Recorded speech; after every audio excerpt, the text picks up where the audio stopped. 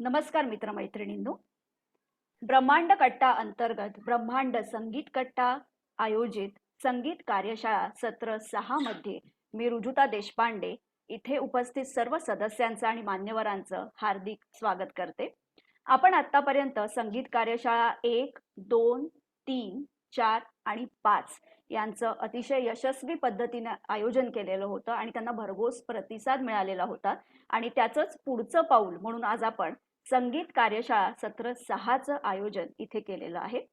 आतापर्यंतच्या कार्यशाळांमध्ये आपण संगीताचा शास्त्रोक्त अभ्यास कसा करावा, रियाज कसा करावा, स्टुडिओमध्ये कसं गावं या सर्वांचा अभ्यास केला. परंतु आज आपण एक आगळा वेगळा विषय घेऊन इथे आलेलो आहे. आवाजाची काळजी कशी घ्यावी, कंठग्रंथींची काळजी कशी घ्यावी या सर्व विषयावर आज आपण इथे चर्चा करणार आहोत आणि पाहुण्या कोण आहेत हे आपल्याला लवकरच कळेल. पण त्याआधी आपल्या प्रथेप्रमाणे ईशस्तवनाने आपण आजच्या या कार्यशाळेची सुरुवात करूया. हे गजवदन वक्रतुंड महाकाय, हे गजवदन वक्रतुंड महाकाय, दशावतारी आम्ही धरितो तुमचेच पाय, दशावतारी आम्ही धरितो तुमचेच पाय, हे गजवदन वक्रतुंड महाकाय, हे गजवदन वक्रतुंड महाकाय, हे गजवदन वक्रतुंड महाकाय, हे गजवदन वक्रतुंड महाकाय, वक्रतुंड महाकाय, वक्रतुंड महाकाय. धन्यवाद. देवाच्या स्तवनाने आजचं आपलं वातावरण अतिशय संगीतमय झालेलं आहे आणि एक सकारात्मक ऊर्जा इथे निर्माण झालेली आहे आणि आपल्या कार्यशाळेचा आपण शुभारंभ केलेला आहे. आपल्या ब्रह्मांड कट्ट्याचे खंबीर नेतृत्व आणि एक कलासक्त व्यक्तिमत्व म्हणजे ब्रह्मांड कट्ट्याचे संस्थापक श्री राजेश जाधव आणि या सर्व कार्यशाळा म्हणजे त्यांच्या संकल्पनेतून जन्मलेलं एक बाळ आहे. हे बाळ जे आता संस्कारांचं बाळकडू आत्मसात करून स्वतःच्या पायावर खंबीररित्या उभं आहे आणि यशाची शिखरं पादाक्रांत करत आहे. तर राजेश सरांना मी विनंती करते की आजच्या कार्यशाळेविषयी त्यांनी 2 शब्द बोलावे आणि आपल्या पाहुण्यांचं स्वागत करावं. राजेश सर. नमस्कार सर्वांना. खरं तर आज प्रथम मी आमच्या होस्ट रुजिता देशपांडे यांना नुकताच मिसेस इंडिया हा किताब मिळाला, त्या मिसेस रशियासाठी प्रदान करणार आहेत. TSA या संस्थेतर्फे लॅटिवा इथे होणाऱ्या रशियामध्ये ऑनलाईन मिसेस रशियासाठी ते पार्टिसिपेट केले. आम्ही संपूर्ण आपल्या टीम तर्फे ब्रह्मांड परिवारातर्फे मी प्रथम त्यांचं अभिनंदन करतो आणि पुढच्या वाटचालीला त्यांना शुभेच्छा देतोय. खरं तर ह्या कार्यशाळा सुरू करण्यामागचं खंबीर नेतृत्व म्हणजे ते आहे, मी तर निमित्त मात्र आहे. कारण ही कार्यशाळेची संकल्पना, कारण झूम आम्हाला माहित नव्हतं काय, परंतु ही संकल्पना त्यांनी पुढे आणली आणि आता ही चांगल्या त्या राबवतात, त्याबद्दल त्यांचं अभिनंदन. आणि दुसरी गोष्ट म्हणजे कला संस्कार ही आमची संस्था आहे, त्याचं सचिव पद आम्ही त्यांना बहाल केलंय, त्याबद्दल देखील त्यांचं अभिनंदन. मग त्या इतक्या अभिनंदनाच्या पात्र आहेत की मला देखील हेवा वाटतो की एवढे काम करतात कसं, परंतु त्यांची इच्छाशक्ती ही खूप दांडगी यांच्या पुढे जाणार. त्यामुळे मी प्रथम त्यांचं अभिनंदन करतो आणि त्यांना शुभेच्छा देतो. त्यानंतर मी कार्यशाळेकडे वळतो. आजच्या कार्यशाळेच्या प्रमुख पाहुण्या डॉक्टर अनघा जोशी, खरंच मी त्यांचं इथे प्रथम अभिनंदन आणि कौतुक करतोय. आमच्या ब्रह्मांड कट्टा परिवारात जॉईन झाले त्याबद्दल प्रथम मी तुमचा आभार व्यक्त करतोय. कारण हा ब्रह्मांड कट्टा परिवार छोटा परिवार आहे, पण त्या परिवारात सामाजिक बांधिलकी जपण्याचं काम आम्ही सातत्याने करतोय. आज तुम्ही ते आलात. आज लोकमान्य टिळक हॉस्पिटल म्हणजे हे मुंबई आणि महाराष्ट्राचं शान आहे आणि अशा वेल कथित हॉस्पिटलमध्ये Anagha Joshi madam ENT specialist आहे. मी त्यांचं आमच्या नातेवाईक तिथे कामाला तर त्यांचं विचारलं, पण प्रत्येकाने हे सांगितलं अनघा मॅडम म्हणजे दिल खुलास व्यक्तिमत्व आणि अशी आज व्यक्तिमत्व आमच्यात आलं, त्याबद्दल खरंच मलाही देखील भरून आलं की इतक्या मोठ्या व्यक्ती आता ब्रह्मांड कट्ट्याला घेऊन होतात आहेत आणि आपल्या सर्व जे आपण नवशिक कलाकार आहोत त्यांना मार्गदर्शन करण्यासाठी ही झूम कार्यशाळा आता उच्चांक गाठत आहेत. तर पहिल्याच भेटीत 50-60 लोक असतात आणि ही कार्यशाळा जवळजवळ 700-800 लोकांनंतरही भेटतात. त्यामुळे या कार्यशाळा देखील तितकंच महत्व रुजिता देशपांडे यांनी आणून दिलेलं आहे. त्याबद्दल पुन्हा मी तिचं पण स्वागत करतोय आणि आभार व्यक्त करतोय. पण आजची कार्यशाळा ही खरंच महत्वाची आहे. ENT स्पेशलिस्ट आपल्या डॉक्टर जोशी मॅडम बरंच काहीतरी आपल्याला शिकवून जाणार आहे. त्यांचे प्रत्येकाने आत्मसात करावं असं मला वाटतंय. कारण आपण बाथरूम सिंगर आहेत, पण माझी इच्छा आहे की हा संगीत कट्टा प्रत्येक जण गायक कलाकार इतका तरबेज असावा की प्रत्येकाचे सूर परफेक्ट लागणं गरजेचं आहे. आणि त्यासाठी अनघा मॅडम सेलिब्रिटींना देखील मार्गदर्शन करतात आणि ही आमची सगळी जमलेली मंडळी आज सेलिब्रिटी होणार. ह्यात मला आनंद जास्त आहे की अनघा मॅडम इथे आल्या. त्याचं मी ब्रह्मांड कट्टा परिवारामध्ये हार्दिक स्वागत करतो आणि आजची कार्यशाळा ही उत्तम होईल असं मला वाटतंय. मी पुढची सूत्र मी पुन्हा अनघा जोशी मॅडमचं इथे स्वागत करतोय आणि आल्याबद्दल आभार व्यक्त करतोय आणि आपण कार्यशाळेला सुरुवात करूया असं मी रुजिता देशपांडे यांना परत विनंती करतो की त्यांनी पुढचं सूत्र हातात घ्यावं आणि कार्यक्रमाची सुरुवात करावी. थँक्यू. खूप खूप धन्यवाद जाधवजी आणि रुजुता देशपांडे. मला इथे बोलवल्याबद्दल तुमचे आभार. आणि खरंच मी तुमच्या या कार्यशाळेबद्दल अतिशय कौतुक वाटतं की कठीण परिस्थितीतून पण मार्ग काढून तुम्ही स्वतःचं तर मनोरंजन करतात, पण दुसऱ्यांना पण त्या मार्गदर्शन करतात आहे संगीताविषयी, आणि त्याच्यातले वेगवेगळे पैलू तुम्ही प्रत्येक वेळेला निवडतात आहे. सो खरंच तुमचं कौतुक आहे. मला कॉंग्रॅच्युलेट करायचं याबद्दल. थँक्यू. खूप खूप धन्यवाद राजेश सर आणि धन्यवाद डॉक्टर अनघा. राजेश सर, आपला पाठिंबा आणि आपला विश्वास हेच आमच्या सक्षम कार्यामागचं एक प्रोत्साहन आहे आणि त्यामुळेच या कार्यशाळा आज यश प्राप्त करत आहेत. तर आता आपण सर्वजण ज्यांना भेटण्यासाठी उत्सुक आहोत, मला वाटतं आपण ऑलरेडी त्यांना भेटलेलोच आहोत, त्या पाहुण्यांची मी तुम्हाला ओळख करून देणार आहे. पण ती ओळख साधीसुधी न करता जरा वाजत गाजत केली तर जास्त मजा येईल ना. तर थांबाच थोडा वेळ, 1 मिनिट धीर धरा.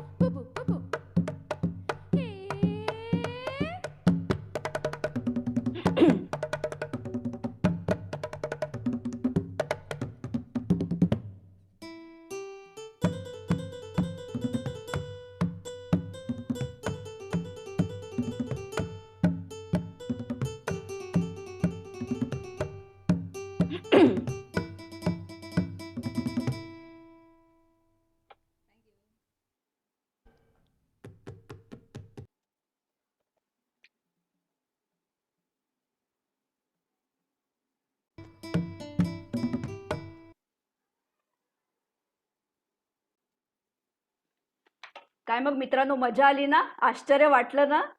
तर याच आहेत आजच्या आपल्या तज्ञ मार्गदर्शक आणि त्या कलाकार सुद्धा आहेत. आजच्या आपल्या मार्गदर्शक आणि पाहुणे आहेत डॉक्टर अनघा जोशी. डॉक्टर अनघा जोशी, मी आपलं छान वाजत गाजत आज इथे स्वागत झालेलं आहे. आपलं सुंदर कॉंगो वादन आज आम्ही सर्वांनी इथे बघितलं, एन्जॉय केलं, खूप मजा आली.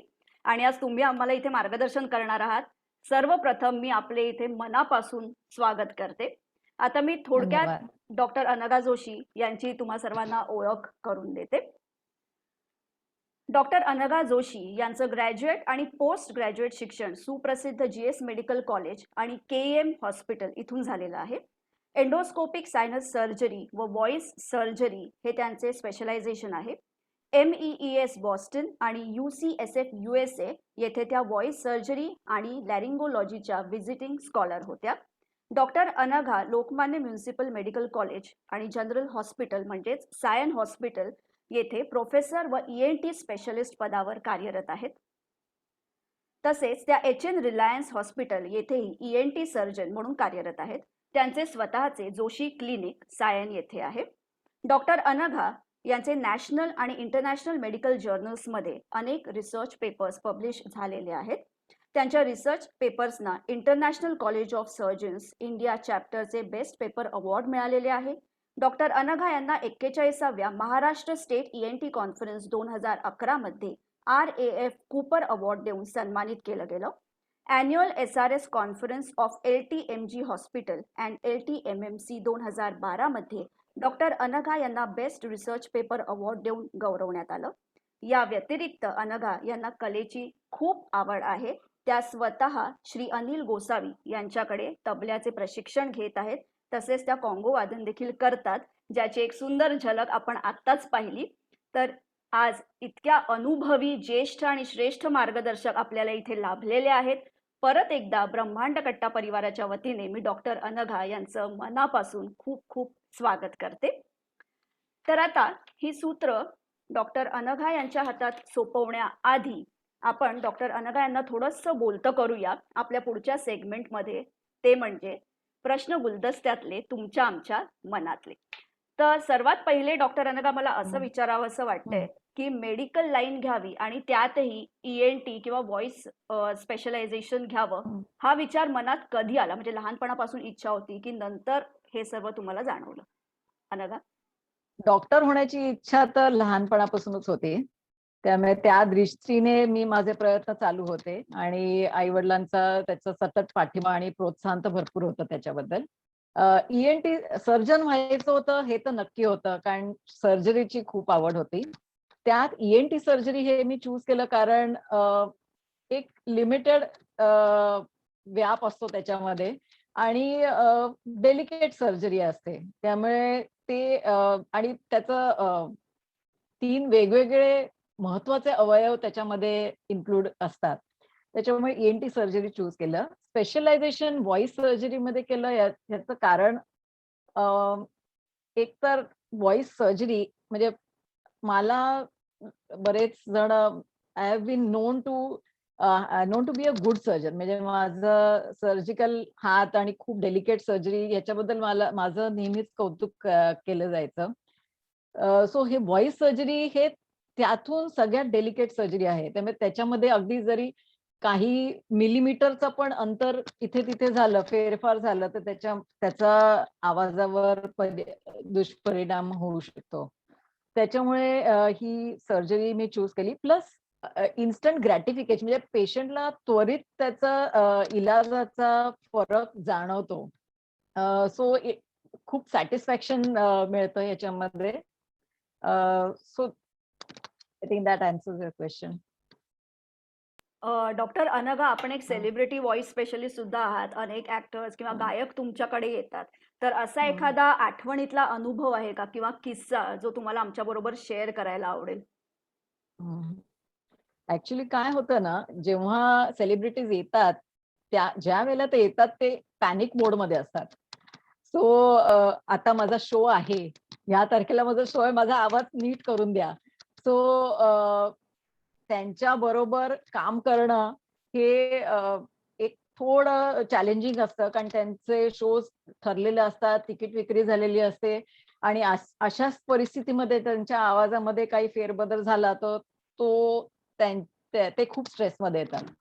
सो नॉट ओनली म्हणजे असं एखादा किस्सा असा स्पेशल किस्सा असा काही सांगण्यासारखा नाहीये, पण हे एक आहे की त्यांच्या आवाजाबरोबर त्यांचे जे अँझायटी लेवल्स आहेत ते पण खूप काळजीपूर्वक त्यांना स्टॅबिलाइज करावं लागतं, की त्यांना खूप प्रोत्साहन आणि प्लस प्रोत्साहन द्यावं लागतं, प्लस मार्गदर्शन भरपूर लागतं त्यांचा आवाज त्या इव्हेंटसाठी व्यवस्थित करण्यासाठी. ओके. म्हणजे मी समजू शकते, कारण आम्ही स्वतः इथे बरेच गायक आहोत. त्यामुळे हं. कार्यक्रम जवळ आला, की किती काळजी हो, घ्यायची, तेलकट खाऊ नये, थंड हो, खाऊ नये, म्हणजे ती अँक्झायटी मी हो. नक्कीच समजू शकते. आणि माझा आता एक शेवटचा प्रश्न असा आहे, की भविष्यात या क्षेत्रात काय कार्य करण्याची आपली इच्छा आहे? जसं सगळ्याच क्षेत्रांमध्ये प्रगती होत चालली आहे, तशी ह्या क्षेत्रामध्ये पण प्रगती होत चाललेली आहे. आणि पण अजूनपर्यंत असं जे आपले व्होकल कॉर्ड्स आहेत ते त्याचं जे एक अंश आहे त्याच्यातला, तो इररिप्लेसेबल आहे. अजून पण असं कुठचीही सायंटिफिक डिस्कव्हरी अजून अशी निघालेली नाही, की ज्याच्याने ते व्होकल कॉर्ड्स मधलं तो अंश रिप्लेस होऊ शकेल. कारण जसं आपल्याला काही जखम झाली, तर ती जखम जेव्हा भरते, तेव्हा एक स्कार फॉर्मेशन होतं. कडक होते ते. तो जो एकदम नरमाई जी आहे ती निघून जाते. तेच आपल्या व्होकल कॉर्ड्समध्ये पूर्ण होतं. जरा पण नरमाई जर कमी झाली, तर त्या व्हॉईसवर परिणाम होऊ शकतो. तर असं काही मटेरियल निर्माण करता आलं किंवा रिप्लेस करता आलं, ज्याच्याने तो स्कार फॉर्मेशन आपले व्होकल कॉर्ड्स पूर्ववत स्थितीवर येऊ शकतील, ह्याच्यावर मला रिसर्च करावासा वाटतो. प्लस जसं प्लास्टिक सर्जरी म्हणजे चेहरा बदलण्याची सर्जरी झालेली म्हणजे कॉस्मेटॉलॉजी फॉर फेस ही खूप डेव्हलप झाली आहे. तसंच आता व्हॉइस कॉस्मेटिक सर्जरी म्हणजे आवाज खराब झाला म्हणून ठीक करणं नाही, पण जो आवाज आहे त्याला अ, व्यवस्थित करणं किंवा ट्यून करणं किंवा चेंज करणं हे पण आता आलेलं आहे. सो त्याच्यामध्ये पण I would like to go further ahead in that. खूप छान डॉक्टर अनघा. आपले मानस खरंच खूप छान आहेत आणि खूप इनोव्हेटिव्ह गोष्टी आहेत. आम्ही सर्वच जण ईश्वरचरणी प्रार्थना करू, की आपली स्वप्न खरी होत. आपण जो रिसर्च करू इच्छिता तो नक्कीच पूर्ण होईल आणि सर्व लोकांना त्याचा नक्कीच फायदा होईल. तर आता डॉक्टर अनघा, कार्यशाळेची पुढची सूत्र मी आपल्याकडे सोपवते. आपण कार्यशाळा सुरू करू शकता. आणि त्याआधी कोणाला जर काही प्रश्न विचारायचे असतील, तर थोड्या वेळाने चॅट बॉक्समध्ये आपण आपले प्रश्न टाईप करावेत. मी आपलं नाव घेऊन आपले प्रश्न डॉक्टर अनघा यांना विचारेन. कार्यशाळेच्या शेवटी आपण काही वेळ प्रश्न उत्तरांसाठी ठेवलेला आहे, तेव्हा मी सर्व प्रश्न डॉक्टर अनघा यांना विचारेन. तर शेवटी आपण चॅट बॉक्समध्ये आपले प्रश्न टाईप करू शकता. धन्यवाद. डॉक्टर अनघा, आपण सुरू करू शकता. तर आवाजच बेसिकली सगळे सिंगर्स आहेत मेजॉरिटी तुमच्यापैकी. तर आमचं असं मत झालं की आपण आवाजाची काळजी कशी घ्यावी ह्याच्यावर जर एक प्रेझेंटेशन केलं तर ते सगळ्यांना फायदेशीर ठरेल. तर हे प्रेझेंटेशन फक्त बोलण्याऐवजी तुम्हाला मी दाखवलं काय एक्झॅक्टली करता येईल, तर ते जास्ती बरं पडेल. त्यामुळे मी एक पॉवर पॉइंट प्रेझेंटेशन बनवलं आहे, ज्याच्याने नक्कीच तुम्हाला या आवाजाची काळजीबद्दल फायदा होईल.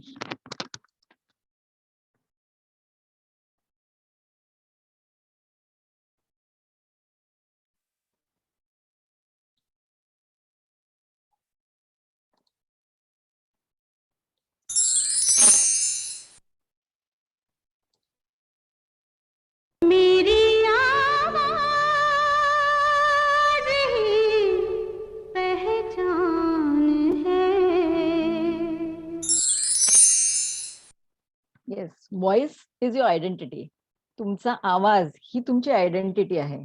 तर मग ह्या आयडेंटिटीची काळजी घेणं हे अत्यंत गरजेचं आहे, नाही का? तर let us see how we can take care of your voice. तर हे सायन हॉस्पिटल आहे, हे माझं क्लिनिक आणि रिलायन्स हॉस्पिटल आहे. आवाजाची काळजी कशी घेणं ह्याच्या आधी आपल्याला आवाज कसा तयार होतो हे जाणून घेणं अत्यंत गरजेचं आहे. सिम्प्लिफाय करायला म्हणजे जरा सोपं करून द्यायला आपण आवाजाचं यंत्र हे एखादं आपलं व्होकल इन्स्ट्रुमेंट म्हणजे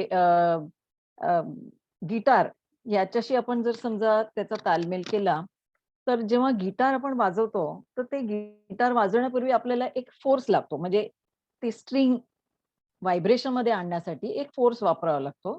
तर तो फोर्स म्हणजे आपलं बोट किंवा जे प्लेक्ट्रम गिटार पिक असतं ते आहे. दुसरं म्हणजे एक व्हायब्रेटर, म्हणजे काहीतरी व्हायब्रेटिंग स्ट्रिंग असायला पाहिजे, ती गिटारची स्ट्रिंग आहे असं समजू.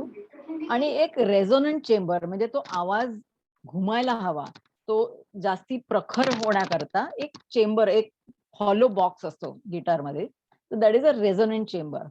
तर हेच आपण म्हणजे ही सिम्प्लिफाईड मॉडेल आपल्या व्होकल कॉर्ड्स किंवा व्हॉइस बॉक्स ह्याला जर वापरलं, तर हा फोर्स, व्हायब्रेटर आणि रेझोनेटिंग चेंबर काय आहे आपल्या शरीरामधला हे आपण बघू. फोर्स म्हणजे आपण जी एक्झेल्ड एअर, आपण श्वास घेतो, म्हणजे आपण बोलण्यापूर्वी किंवा गाण्यापूर्वी श्वास घेत, एक दीर्घ श्वास घेतो, आपले व्होकल कॉर्ड्स बंद करतो आणि ते श्वास आपल्या छातीमध्ये, लंग्स मध्ये असतात. जेव्हा आपण तो श्वास सोडतो, तो जो श्वास सोडण्याचा जो फोर्स आहे तो आपल्या व्होकल कॉर्ड्सना व्हायब्रेट करतो. So the force is the exhaled air, आपले जे श्वास आपण सोडतो ते. आपले जे व्होकल कॉर्ड्स आहेत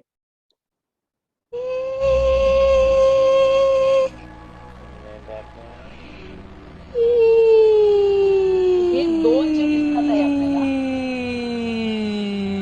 ते व्हायब्रेटिंग स्ट्रक्चर. आता हे स्लो मोशन मध्ये आपण बघूया कसे व्हायब्रेट होतात ते.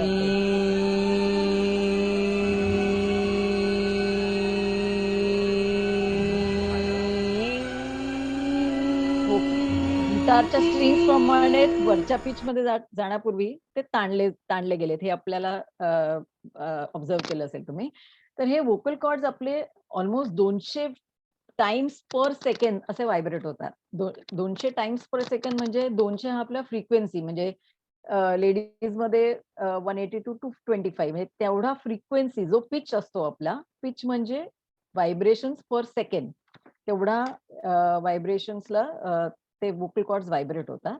तर आपलं रेझोनेटिंग चेंबर काय आहे? तर रेझोनंट चेंबर आपलं तोंड, नाक, सायनसेस, आपला गळा, छाती हे सगळं आहे. आणि जसं गिटारमध्ये जो रेझोनेटिंग चेंबर आहे तो एक फिक्स्ड आहे. त्याचं प्रमाण, त्याचं स्पेस, त्याचा व्हॉल्यूम, त्याचा शेप हा फिक्स्ड आहे. तो चेंज नाही करता येत. पण आपल्या व्हॉइस बॉक्ससाठी जो रेझोनंट चेंबर आहे, तो इतका फ्लेक्सिबल आहे आणि इतका चेंज आपल्या, म्हणजे नॉट ओन्ली शेप, साईज, त्याचा आकार-विकार आपण सगळं बदलू शकतो आणि ज्याच्याचमुळे आपण तऱ्हेतऱ्हेचे आवाज काढू शकतो.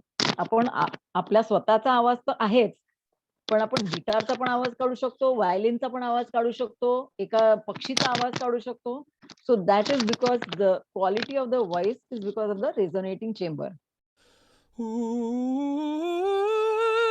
जीभ आहे, तुम्ही बघाल की जीभ चेंज करता येते, शेप चेंज करता येतो. Vincerò, टाळू आहे. vincerò, vincerò.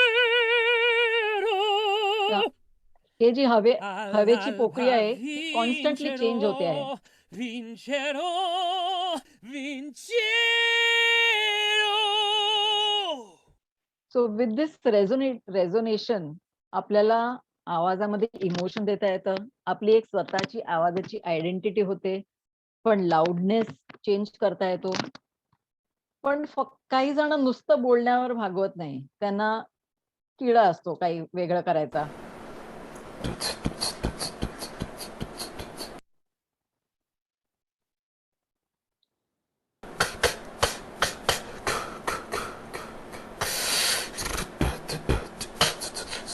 तर बघू शकता आपण एवढं मॉडिफाय करू शकतो हे आपले vocal track.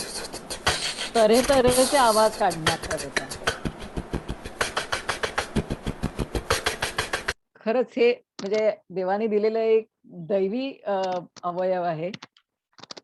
Human voice is the most beautiful instrument of all, but it is the most difficult to play. So सिंगर्सचा व्हॉइस कसा असायला पाहिजे? काय आहेत क्वालिटीज चांगल्या आवाजाचे? It has to be pleasant, expressive असायला पाहिजे. म्हणजे आनंदाचं गाणं असेल तर तो आनंद त्या आवाजामध्ये, गाण्यामध्ये व्यक्त झाला पाहिजे. क्लॅरिटी असायला पाहिजे आणि व्हर्सटाईल, म्हणजे तऱ्हेतऱ्हेचे वेगवेगळ्या प्रकारची गाणी गाता आली पाहिजे सिंगर्सला. पण काही जण अतिरेक करतात. What happens when we ओव्हरडू.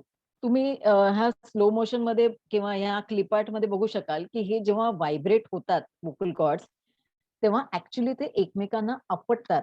आणि ते किती फ्रिक्वेन्सीने आपटतात? ऍज ऑल नियरली 200 टाइम्स पर सेकंड हे एकमेकांना आपटतात.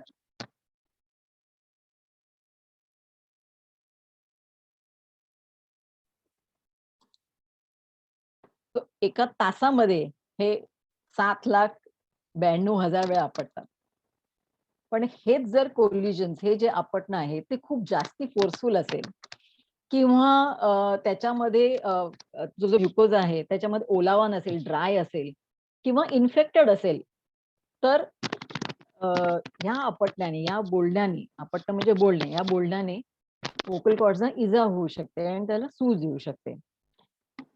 सूज आल्यानंतर त्या आवाजाला आपण आराम दिला तर ते नॉर्मल पूर्ववत होऊ शकतात. पण हे जर तुम्ही कंटिन्यू करत राहिला, हे वोकल अब्यूज कंटिन्यू करत राहिला, तर मात्र काही इरिव्हर्सिबल डॅमेज होऊ शकतो, ज्याच्यामुळे सर्जरी पण लागू शकेल वोकल कॉर्ड्सना. सिंगर्स मध्ये खास काय प्रॉब्लेम होतात की एक आवाजाचा दुरुपयोग करणं किंवा जास्ती व्यवस्थित ट्रेनिंग न घेता गाणं, गाण्यात म्हणजे रियाज, काही काही काही जण जे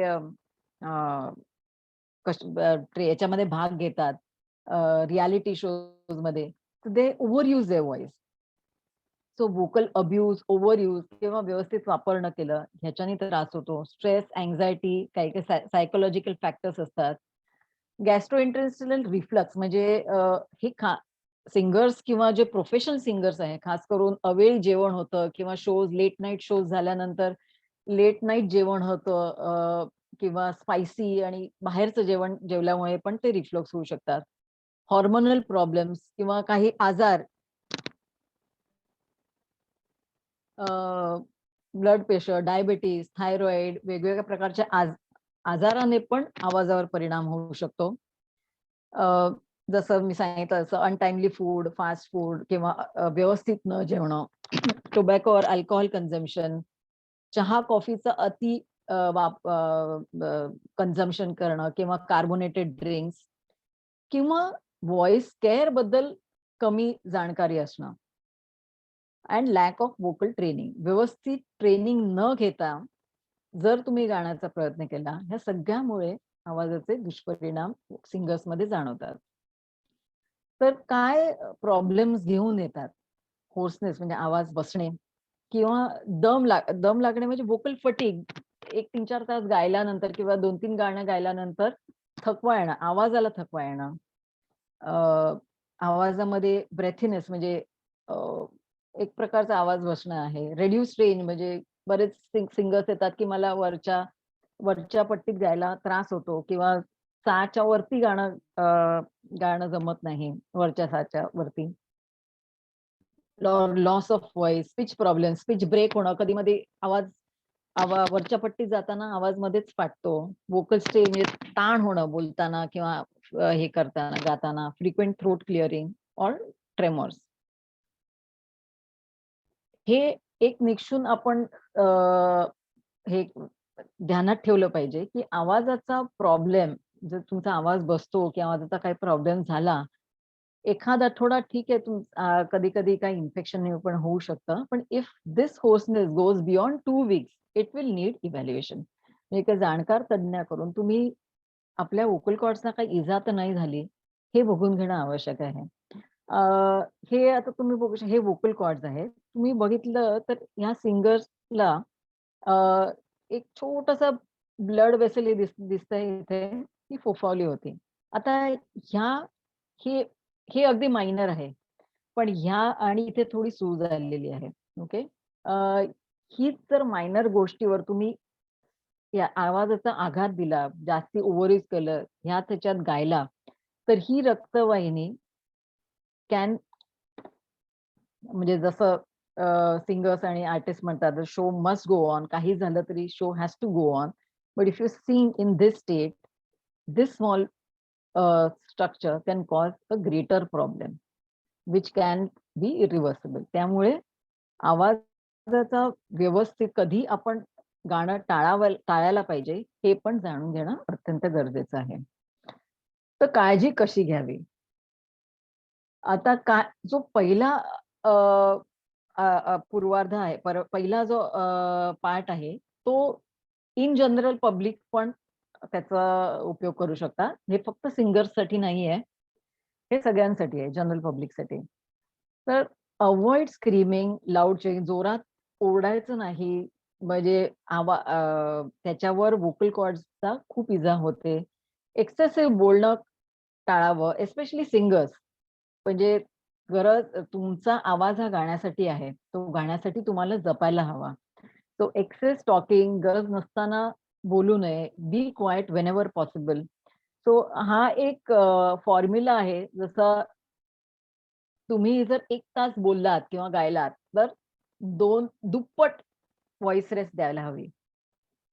so for every 1 hour of singing, you have to give 2 hours of voice rest. तर हा फॉर्म्युला लक्षात ठेवा सगळ्यांनी. प्लस जर तुमचा दिवसाचा जे तास आहेत 3 भागामध्ये डिव्हाईड केले, तर 8 तास वुड बी व्हॉइसिंग, 8 तास झोप आणि 8 तास व्हॉइस रेस्ट. हे असलं पाहिजे. बऱ्याच जणांना असं वाटतं, की मी व्हॉइस रेस्ट घेतो म्हणजे मी विस्पर केलं तर कदाचित म्हणजे विस्परला मराठीत काय म्हणतात आठवत आहे. विस्पर केलं तर कदाचित आवाजाला आपण आरामच देतोय. पण नाही, जेव्हा विस्पर आपण करतो काय? पुटपुटणे. हां, पुटपुटणे. कुजबुजणे. हां, कुजबुजणे. तर विस्पर करतो तेव्हा ॲक्चुअली आपण व्होकल कॉर्ड्सना ताण देतोय भरपूर. जरी आपले व्होकल कॉर्ड्स एकमेकांना आपटत नाही, तरी जे बाकीचे स्नायू आहेत ते आपण खूप स्ट्रेन देतो त्याला विस्पर करताना.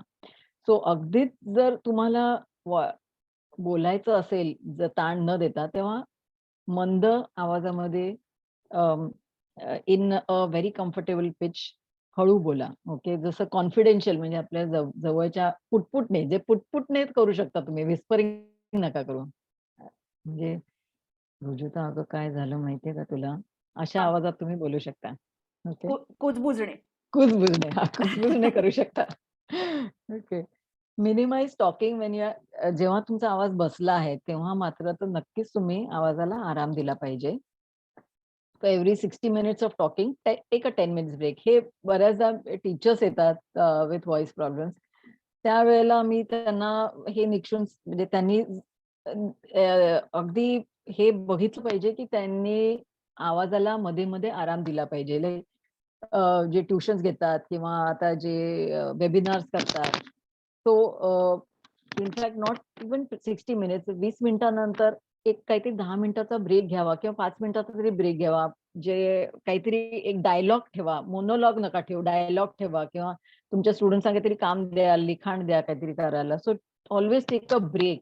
जे फ्री पिरियड असतात, actually it is for giving voice rest to the teachers. पण त्या फ्री पिरियडमध्ये स्टाफ रूममध्ये काय चालतं हे सगळ्यांना माहिती असेल. आणि हे especially avoid talking in a noisy environment. आपण जेव्हा आवाजाच्या ठिकाणी जातो, तेव्हा आपण जोरात ओरडून बोलावं लागतं आपल्याला दुसऱ्याला ऐकू येण्यासाठी. त्यावेळेला आपल्याला ते कळत नाही, पण त्या एन्व्हायर्नमेंटमधून बाहेर आल्यानंतर आपल्याला नक्कीच जाणवतं, की आपला आवाज बसला आहे. Avoid addressing large audiences without amplification. म्हणजे जेव्हा मोठा वर्ग असेल, आता तर म्हणा हे वेबिनार्स वगैरे होतात, तर ॲक्चुअल फिजिकल मीटिंग्स कमी होतात. पण ज्या वेळेला असे फिजिकल मीटिंग्स असतात, त्यावेळेला when there is a large crowd, do not address audience without amplification. Free clearing of throat म्हणजे काय? बऱ्याच जणांना सवय असते काहीतरी अडकले असं वाटतं आणि घसा खवखवतो आणि तो क्लिअर करतात. आता हे क्लिअर करताना आपण काय करतो, की हे व्होकल कॉर्ड्स अजून एकमेकांवर जोरात आपण आपटतो आणि ते क्लिअर करायचा आपण प्रयत्न करतो. तर असं जेव्हा असं वाटत असेल, तर ते ते करण्याचं इच्छा करण्याची जी इन्स्टिंक्ट आहे ती टाळा. आवंढा गिळा किंवा थोडंसं पाणी प्या. अगदीच जर क्लिअर नसेल वाटत, तर एक हलका खोकला करून ते क्लिअर करा. पण हे थ्रोट क्लिअरिंग एकदम अव्हॉइड करा. Drink plenty of water. प्रत्येकाचा वॉटर रिक्वायरमेंट वेगवेगळी असते. जो ऍथलीट असतो त्याला कदाचित जास्ती पाणी लागेल, जो सेडेंटरी लाईफस्टाईल असेल त्याचं त्याच्यासाठी कमी पाणी लागेल. पण साधारणतः आपल्या मुंबईच्या क्लायमेटसाठी साधारण 2 लिटर पाणी तर कमीत कमी लागतंच.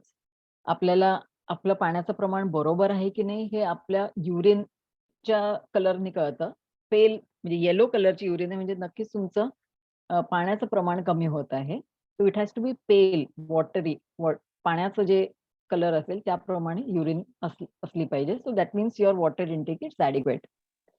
काही काही पदार्थ असतात ते आपलं वोकल कॉर्ड्स म्हणजे जो तोंडाची वोकल म्युकोजा आहे, तोंडाचा म्युकोजा, लॅरिंगचा म्युकोजा ते शुष्क करतं, ड्राय करतं. जसं चहा आणि कॉफी. आपल्याला वाटतं की चहा कॉफी हे जरा सुदिंग आहे आपल्याला, पण चहा कॉफी हे डिहायड्रेटिंग म्हणजे जे म्युकोजा आहे, म्युकोजामधलं सेल्स मधलं पाणी आहे ते डिहायड्रेट होतं. So if you are taking more than 2 cups of tea or coffee, compensate with an extra glass of water. Avoid excess alcohol intake. काही काही जे सर्दीचे मेडिसिन्स असतात, कोल्ड आणि कफ, त्याच्यानी पण ड्रायिंग इफेक्ट होतो. डायरेक्ट एसीच्या खाली हवेच्या खाली झोताखाली जर तुम्ही बसलात त्याच्याने ड्रायिंग इफेक्ट होतो, कारण तो एसीची हवा खूप शुष्क असते, ड्राय असते. Avoid excessive exposure to pollution. Cigarette secondary smoking पूर्णतः अवॉइड करा. Pollution, avoid excessive exposure to pollution. आणि हे विशेषतः बऱ्याच स्टेजवर असे हे फॉग्स आणि फॉगिंग सिस्टीम असते ज्याच्याने सिंगर्सच्या वर आवाजावर परिणाम होऊ शकतो. इरिटंट असते, खोकला होतो आणि कसा क्लिअर करावा असं वाटतं त्याच्याने. अवॉइड इटिंग स्पायसी फूड म्हणजे तेलकट, तिखट, आंबट पदार्थ हे खाऊ नका, ह्याच्याने रिफ्लक्स होतो. प्लस खाण्यानंतर इमिजिएटली आडवं पडू नका, कारण खाण्यानंतर आपल्याला ऍसिड जे तयार होतं पोटामध्ये खाणं डायजेस्ट करण्यासाठी, ते वरती येऊन लॅरिंग्सवर स्पिल ओव्हर होऊन आपल्या आवाज वोकल कॉर्ड्सना इजा होऊ शकते. सो लाईफस्टाईल चेंजेस हे करणं गरजेचं आहे की have your meals at spaced intervals. व्यवस्थित इंटरव्हल्स मध्ये मील्स घ्या. सॅलडचा वापर व्यवस्थित करा तुमच्या प्रत्येक मीलमध्ये. कोल्ड ड्रिंक्स किंवा फिझी ड्रिंक्स अवॉइड करा. एस्पेशली कार्बोनेटेड ड्रिंक्सनी काय होतं की जे आपले जे व्हॅल्व्स आहेत रिफ्लक्स बंद करण्याचे, ते व्हॅल्व्स थोडे शिथिल होतात आणि त्याच्याने रिफ्लक्स होतो. हे आपण असं बरंच करतो की आपल्या खांदा आणि मानेमध्ये फोन ठेवतो. ह्याच्याने एक ते मानेचे स्नायू खूप आखडतात. प्लस तुमचे फोन कॉलचे जे लेंथ आहे ते पण कमी. Can I continue? हो, म्यूट केलंय. Yeah, continue. take breaks between your calls. Age related changes बरेच दिसून येतात. आपण जसं बाकीच्या अवयवांवर वृद्धात्वामुळे परिणाम होतो, तसंच वोकल कॉर्ड्स किंवा लॅरिंग्सवर पण परिणाम होतो. फिमेल्स मध्ये इस्ट्रोजनची कमी होते. इस्ट्रोजनच्या ह्याच्यानी आणि प्लस जे अँड्रोजन्स तयार होतात ते तर असतातच, आणि इस्ट्रोजन कमी झाल्याने पिच लोअर होतो बायकांचा. मेल्सचं टेस्टोस्टेरोन कमी होतात, हॉर्मोन्स कमी होतात. प्लस जे वोकल कॉर्ड जे आपले शिथिल होतात, स्नायू मसल्स जसे बाकीच्या ठिकाणी बारीक होतात तसे लॅरिंग्सचे मसल पण बारीक होतात. ब्रेथ सपोर्ट कमी होतो. जे जॉईंट्स आहेत ते घट्ट आणि रिजिड होतात. सो जसं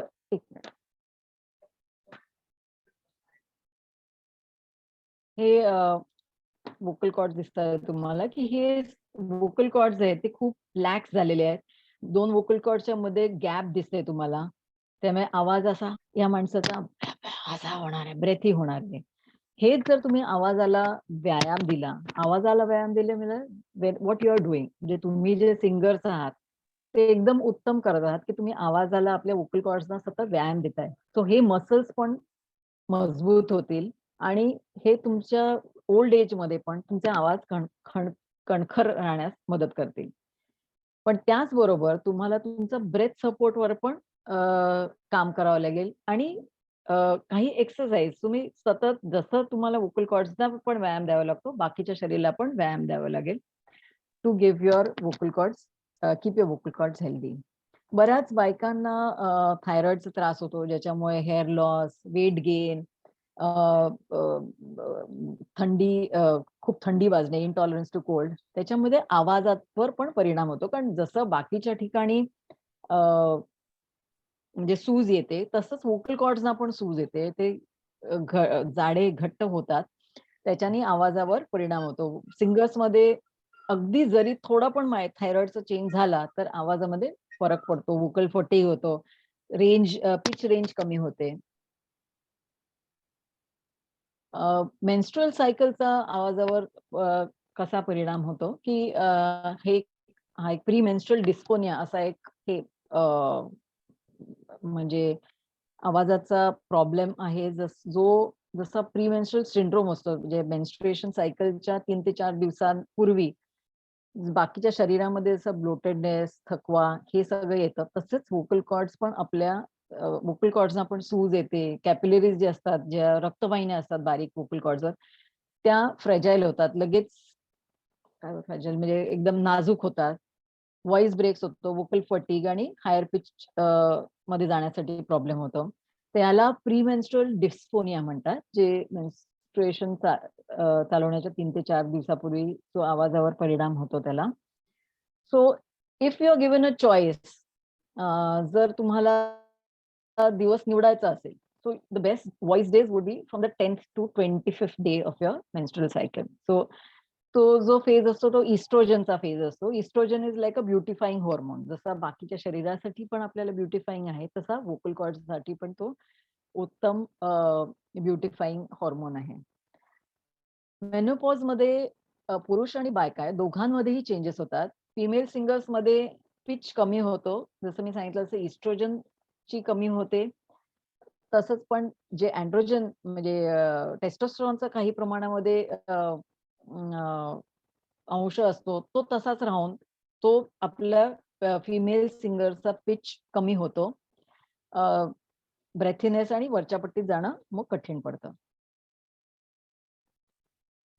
मेडिकेशन्स घेताना पण आपण सिंगर्सनी खास तर काळजी घेतली पाहिजे, की जे सर्दीसाठी जर तुम्ही औषधं घेत असाल, तर त्याच्याने खूप शुष्कता म्हणजे खूप ड्रायनेस होतो. जे आपले म्युकस असतो तो जास्ती घट्ट होतो. त्याच्याने तो क्लिअर करायला त्रास होतो.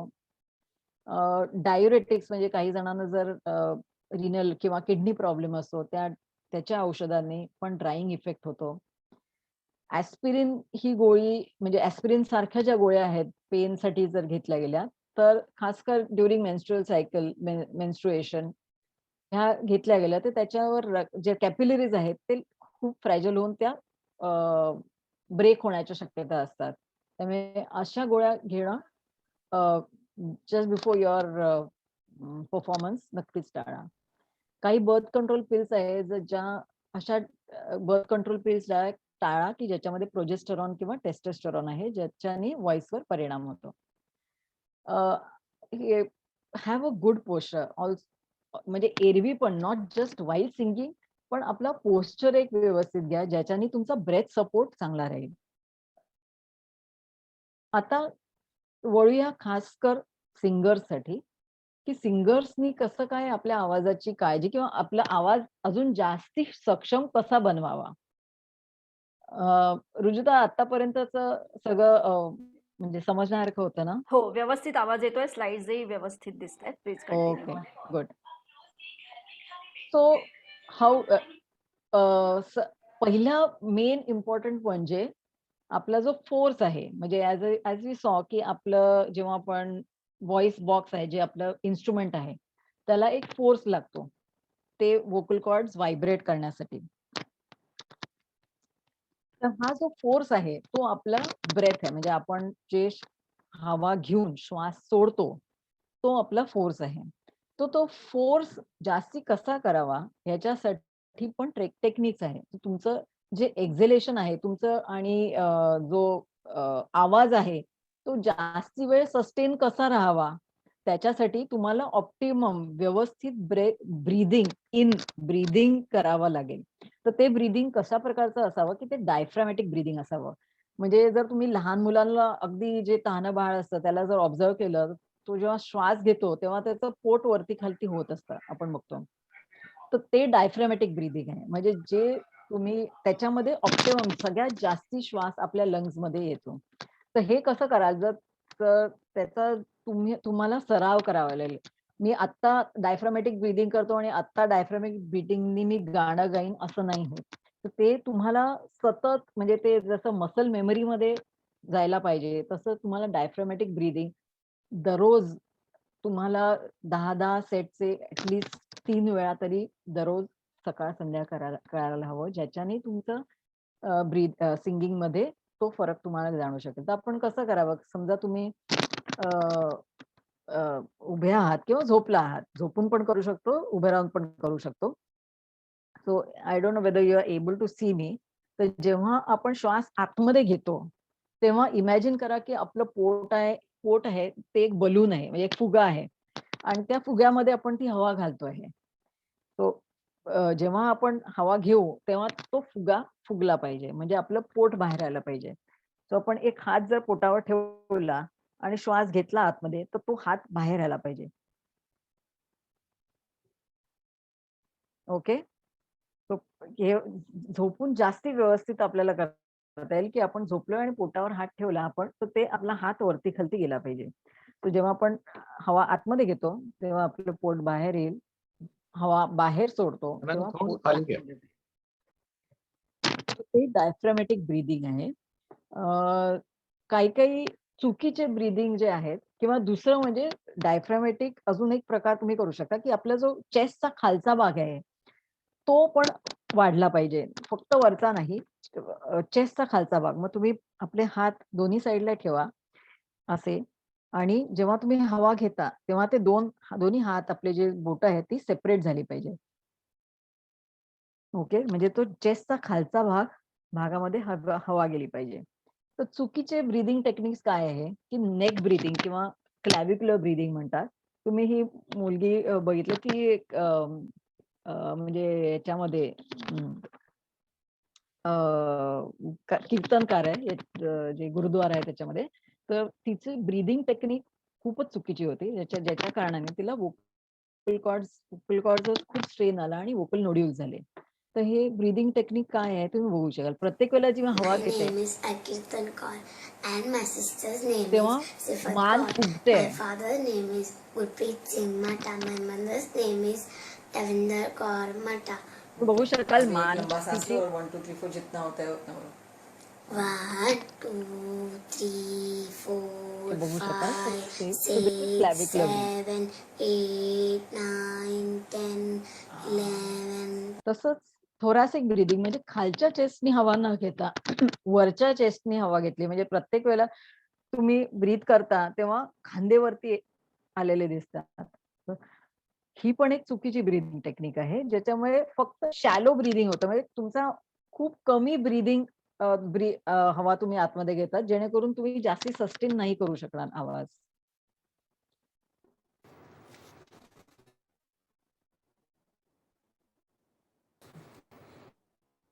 या सुखानो खांदे वरती येत आहे.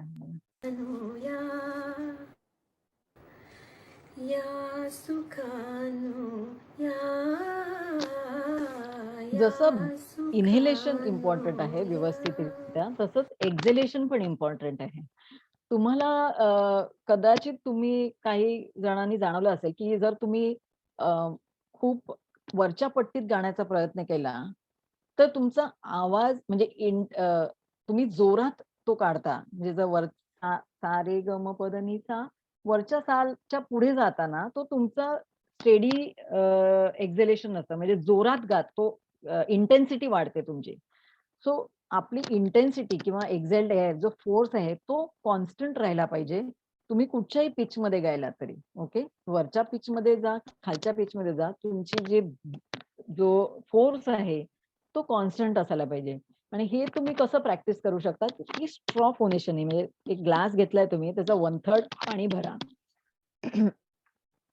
एक स्ट्रॉ घेतला, जो अगदी बारीक स्ट्रॉ नाही, पण जसं आपण मिल्कशेक साठी किंवा स्लश साठी जो आपण स्ट्रॉ वापरतो, तो स्ट्रॉ घ्यायचा आणि त्या स्ट्रॉ मधून आपण स्वर काढायचा.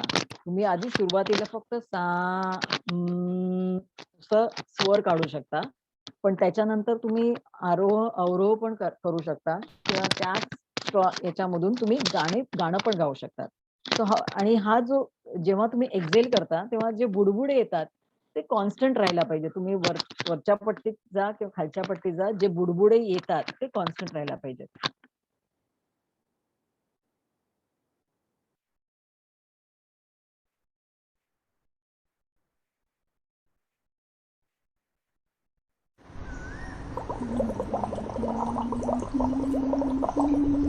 So this is for inhalation. आणि हे जर तुम्ही हे इनहेलेशन तुम्ही व्यवस्थित करू शकला तर नक्कीच तुम्ही हे गाणं म्हणू शकाल.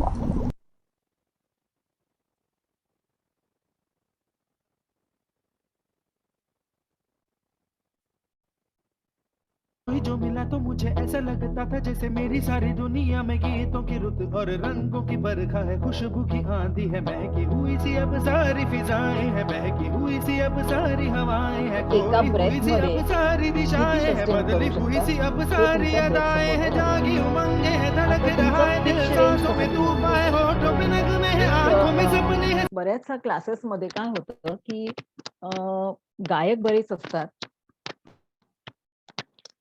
आणि वेगवेगळ्या वयाची असतात, वेगवेगळ्या जेंडरची असतात, काही पुरुष, काही बायका, काही लहान मुलं, काही मोठी माणसं आणि प्रत्येकाचा पिच वेगवेगळा असतो. तर हे एक बघायला पाहिजे की जे टीचर आहेत, म्युझिक टीचर आहे, त्यांनी एक कॉमन पिच न ठरवता प्रत्येक इंडिव्हिज्युअलचा एक पिच, स्वतःचा एक पिच असतो, तो ओळखून घेण्याची गरज असते.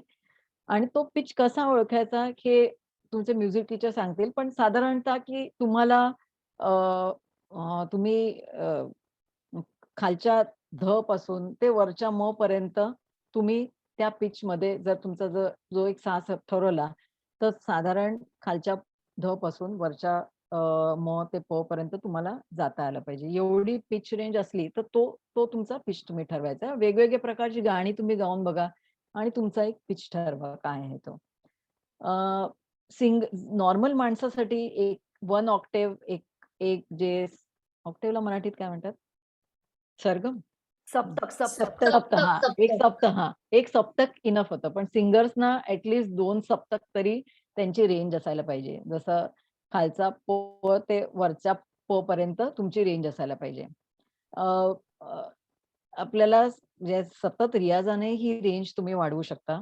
पण काही जसे चीट्स असतात, म्हणजे जसे आपण गेम्स खेळतो त्याच्यामध्ये पण काही चीट्स असतात की कसं तुम्ही पिच थोडंसं अजून थोडं पुढे जाऊ शकता तुमच्या रेंजच्या पण थोडं पुढे जर करायचं असेल तर काही सिंगर्स वेगवेगळे टेक्निक्स वापरतात की थोडं जॉ प्रोट्रुजन, जसं या माणसामध्ये आपण बघतोय की थोडा हा लोअर जॉ प्रोट्रूड केला तर ती पिच रेंज थोडी वाढवता येते आपल्याला.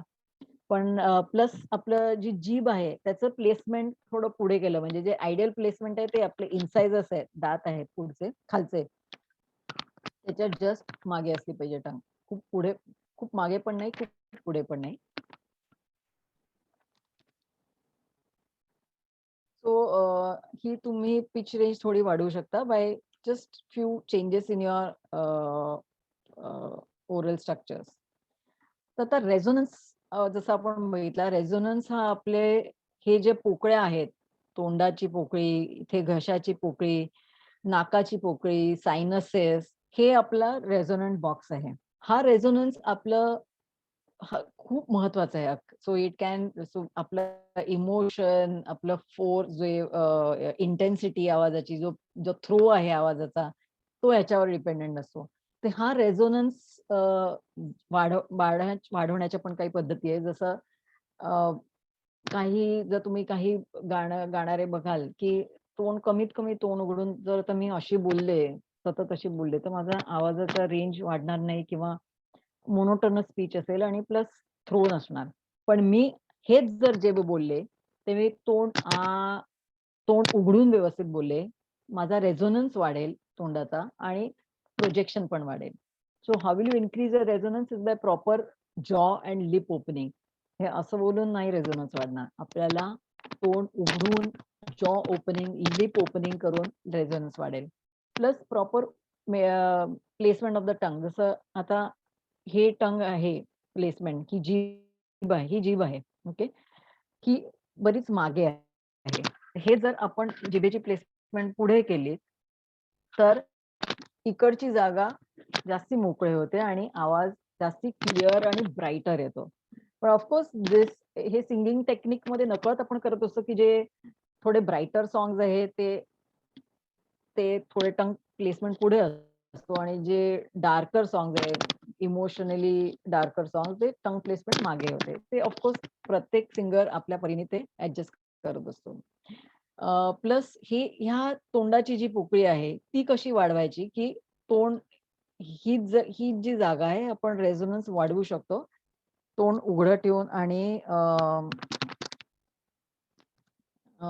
जॉ ओपन करून, लिप्स ओपन करून हा आपण रेझोनन्स वाढवू शकतो. तर सिंगिंग हे कसं करायचं, की आपण समजा म्हणजे शिकवताना आपण जे स्टुडंट असेल त्यांना आपण सांगू शकतो की यॉनिंग म्हणजे आपण जांभई देतो त्याची जी पूर्व तयारी असते, तोंड उघडतो आपण आणि ज्या वेळेला जांभई देणार त्याच्या जस्ट पूर्वी आपल्याला तो स्वर काढायचा आहे. ओके, ही जी तोंडाची पोझिशन आहे it is optimal for increasing the resonance. So semi yawning technique म्हणतात. नेझल रेझोनन्स कसा वाढवायचा, की नेझल रेझोनन्स म्हणजे हा टाळू आहे आणि ही पडजीभ आहे. ओके, तर जे रोमॅन्टिक सॉंग्स आहेत म्हणजे जे सॅड सॉंग्स आहेत बेसिकली, हायपो रेझोनन्स म्हणजे काय, की नाकामधून हवा जात नाही. जसं आपल्याला समजा सर्दी झाली असेल, खूप आपण रडत असू तर तो कसा आवाज असतो आपल्याला, तो नाकामधून जात नाही, नाक चोकअप असतं आपलं. So sad songs are generally hyponasal आणि हायपरनेझल ही पडजीभ खाली येते म्हणजे नाक तोंड आणि नाकामध्ये ची वाट मोकळी होते. त्याच्यामुळे hypernasal songs are little more romantic. That is all everything related to the singer age to how he, म्हणजे एकच माणूस जर एकच गाणं दोन वेगवेगळ्या प्रकारे गाऊ शकतो बाय चेंजिंग द रेझोनन्स. बऱ्याच सिंगर्स येतात की विथ व्होकल्स ट्रेनिंग म्हणजे खूप आवाजाला ताण येतो, काही थोडं गायल्यानंतर आवाज खूप थकतो, सगळे इकडचे स्नायू दुखत असतात. अशा वेळेला त्यांना रिलॅक्सिंग एक्सरसाइजेस देण्याची गरज असते. तर रिलॅक्सिंग एक्सरसाइजेस हे काय असतं, एक तर यॉन्स आहे म्हणजे श्वास घ्यायचा आपण जांभई देण्यापूर्वी जे आपण जो दीर्घ श्वास घेतो तसा घ्यायचा आणि तो उसासा आपण सोडतो तसं करायचं. ह्याच्याने वोकल कॉर्ड्स रिलॅक्स होतात. ओके, सो हे यॉन्स आहे मेथड आहे रिलॅक्सिंग. हे मसाज पण करू शकतो. जे बाहेरचे स्नायू आहेत ऑफकोर्स त्याला एक वेगळी टेक्निक आहे मसाजिंगची. त्याच्याने ते स्नायू आपले जे वोकल कॉर्ड्सच्या बाहेरचे जे स्नायू आहेत ते रिलॅक्स होतात. प्लस लिप ट्रिल्स म्हणजे लहानपणी आपण तुम्हाला म्हणजे ह्याला मराठीत काय म्हणतात मला माहित आहे, पण जे आपण आवाज काढतो हे पण एक आवाजाला वोकल कॉर्डचा रिलॅक्स करण्याची एक एक्सरसाइज आहे, की आपलं जे लक्ष आहे ते ह्याच्याकडे केंद्रित होतं आणि व्हॉइस वरचं जे लक्ष आहे ते कमी होतं, ज्याच्याने ते वोकल कॉर्ड रिलॅक्स होतात. तसेच टंग ट्रिल, सॉरी ते स्पेलिंग मिस्टेक आहे, टंग ट्रिल्स म्हणजे हे पण टंग ट्रिल पण ह्याच्यामध्ये पण वेगवेगळे आपण प्रकार करू शकतो. म्हणजे आरोह अवरोह करू शकतो, गाणं पण म्हणू शकतो या टंग ट्रिल्स मध्ये जर आपण त्याची ट्रेनिंग घेतली तर. जसं एका ऍथलीटला एक 100 मीटर धावण्यापूर्वी ची रेस धावण्यापूर्वी वॉर्मिंग अप लागतं, तसंच सिंगर्सना पण वॉर्मिंग अप लागतं. तुम्ही ओमकार करा, अलंकार करा, हमिंग करा, पण वॉर्मअप करणं अत्यंत गरजेचं आहे. जसं वॉर्मअप करता तसंच कूलिंग डाऊन पण गरजेचं आहे, की तुम्ही जनरली काय होतं की अगदी पुढच्या प्रोग्राम मध्ये जे एकदम हाय पिच आणि सगळ्यात जास्त एनर्जेटिक गाणं असतं ते शेवटी झालेलं होतं. सो ह्याच्यानंतर ह्या गाण्यानंतर तुम्ही बॅकस्टेजला येऊन हमिंग आणि वॉर्मअप म्हणजे जे ओमकार आहे आणि हमिंग आहे ते केलं पाहिजे, ज्याच्यानी व्होकल कॉर्ड्स रिलॅक्स होतील. कारण ह्या हाय पिच हाय एनर्जेटिक सॉन्गनी तुम्ही सांगता करू नका तुमच्या व्होकल कॉर्ड्स आवाजाची. सो आर यू, जसं जाधवजी म्हणाले की आपण बाथरूम सिंगर तर सगळे असतो. So are you a bathroom singer too? So bathroom singer होणं, actually bathroom singing is very good for your voice. का? एक तर आपल्याला एक ऍडिशनल रेझोनेटिंग चेंबर मिळतो बाथरूमच्या क्लोज्ड एन्व्हायरमेंटचा, त्याच्याने आवाज अजून चांगला तुमचा प्रोजेक्ट होतो. दुसरं जे बाथरूमचं एन्व्हायरमेंट असतं ते ह्युमिडिटी असते त्याच्यामध्ये, आवाजामध्ये त्या हवेमध्ये ओलावा असतो.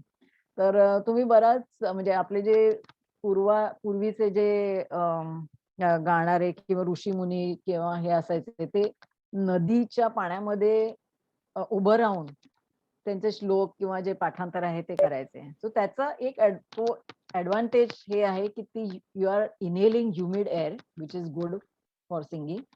प्लस तुम्ही तुमच्या चेस्टला पण व्यायाम देताय की तुमचं जे चेस्ट आहे तुम्ही इनहेल करताय अगेन्स्ट रेझिस्टन्स. तो त्या आवाजाला म्हणजे हवेच्या यंत्रणाला इनहेलेशन एक्झेलेशनला पण तो व्यायाम असतो, because you are breathing against resistance of that water.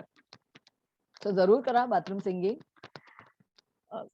हे बटरफ्लाय मी काय ठेवलंय की व्हॉट आय थिंक इज आपलं जे लॅरिंग्स आहे किंवा व्होकल कॉर्ड्स आहे ते अत्यंत नाजूक आणि अतिशय डेलिकेट आहे. जरा इकडचा फेरफार तिकडे झाला तर त्याच्यामध्ये विपरीत परिणाम होतो. तो ह्या अशा डेलिकेट आणि सुंदर अशा अवयवाला आपण अतिशय जपलं पाहिजे आणि जोपासना केली पाहिजे. सो की मी सगळ्यांना आवर्जून विनंती करते की please take care of your voice और गाते रहो, खुश रहो. थँक्यू.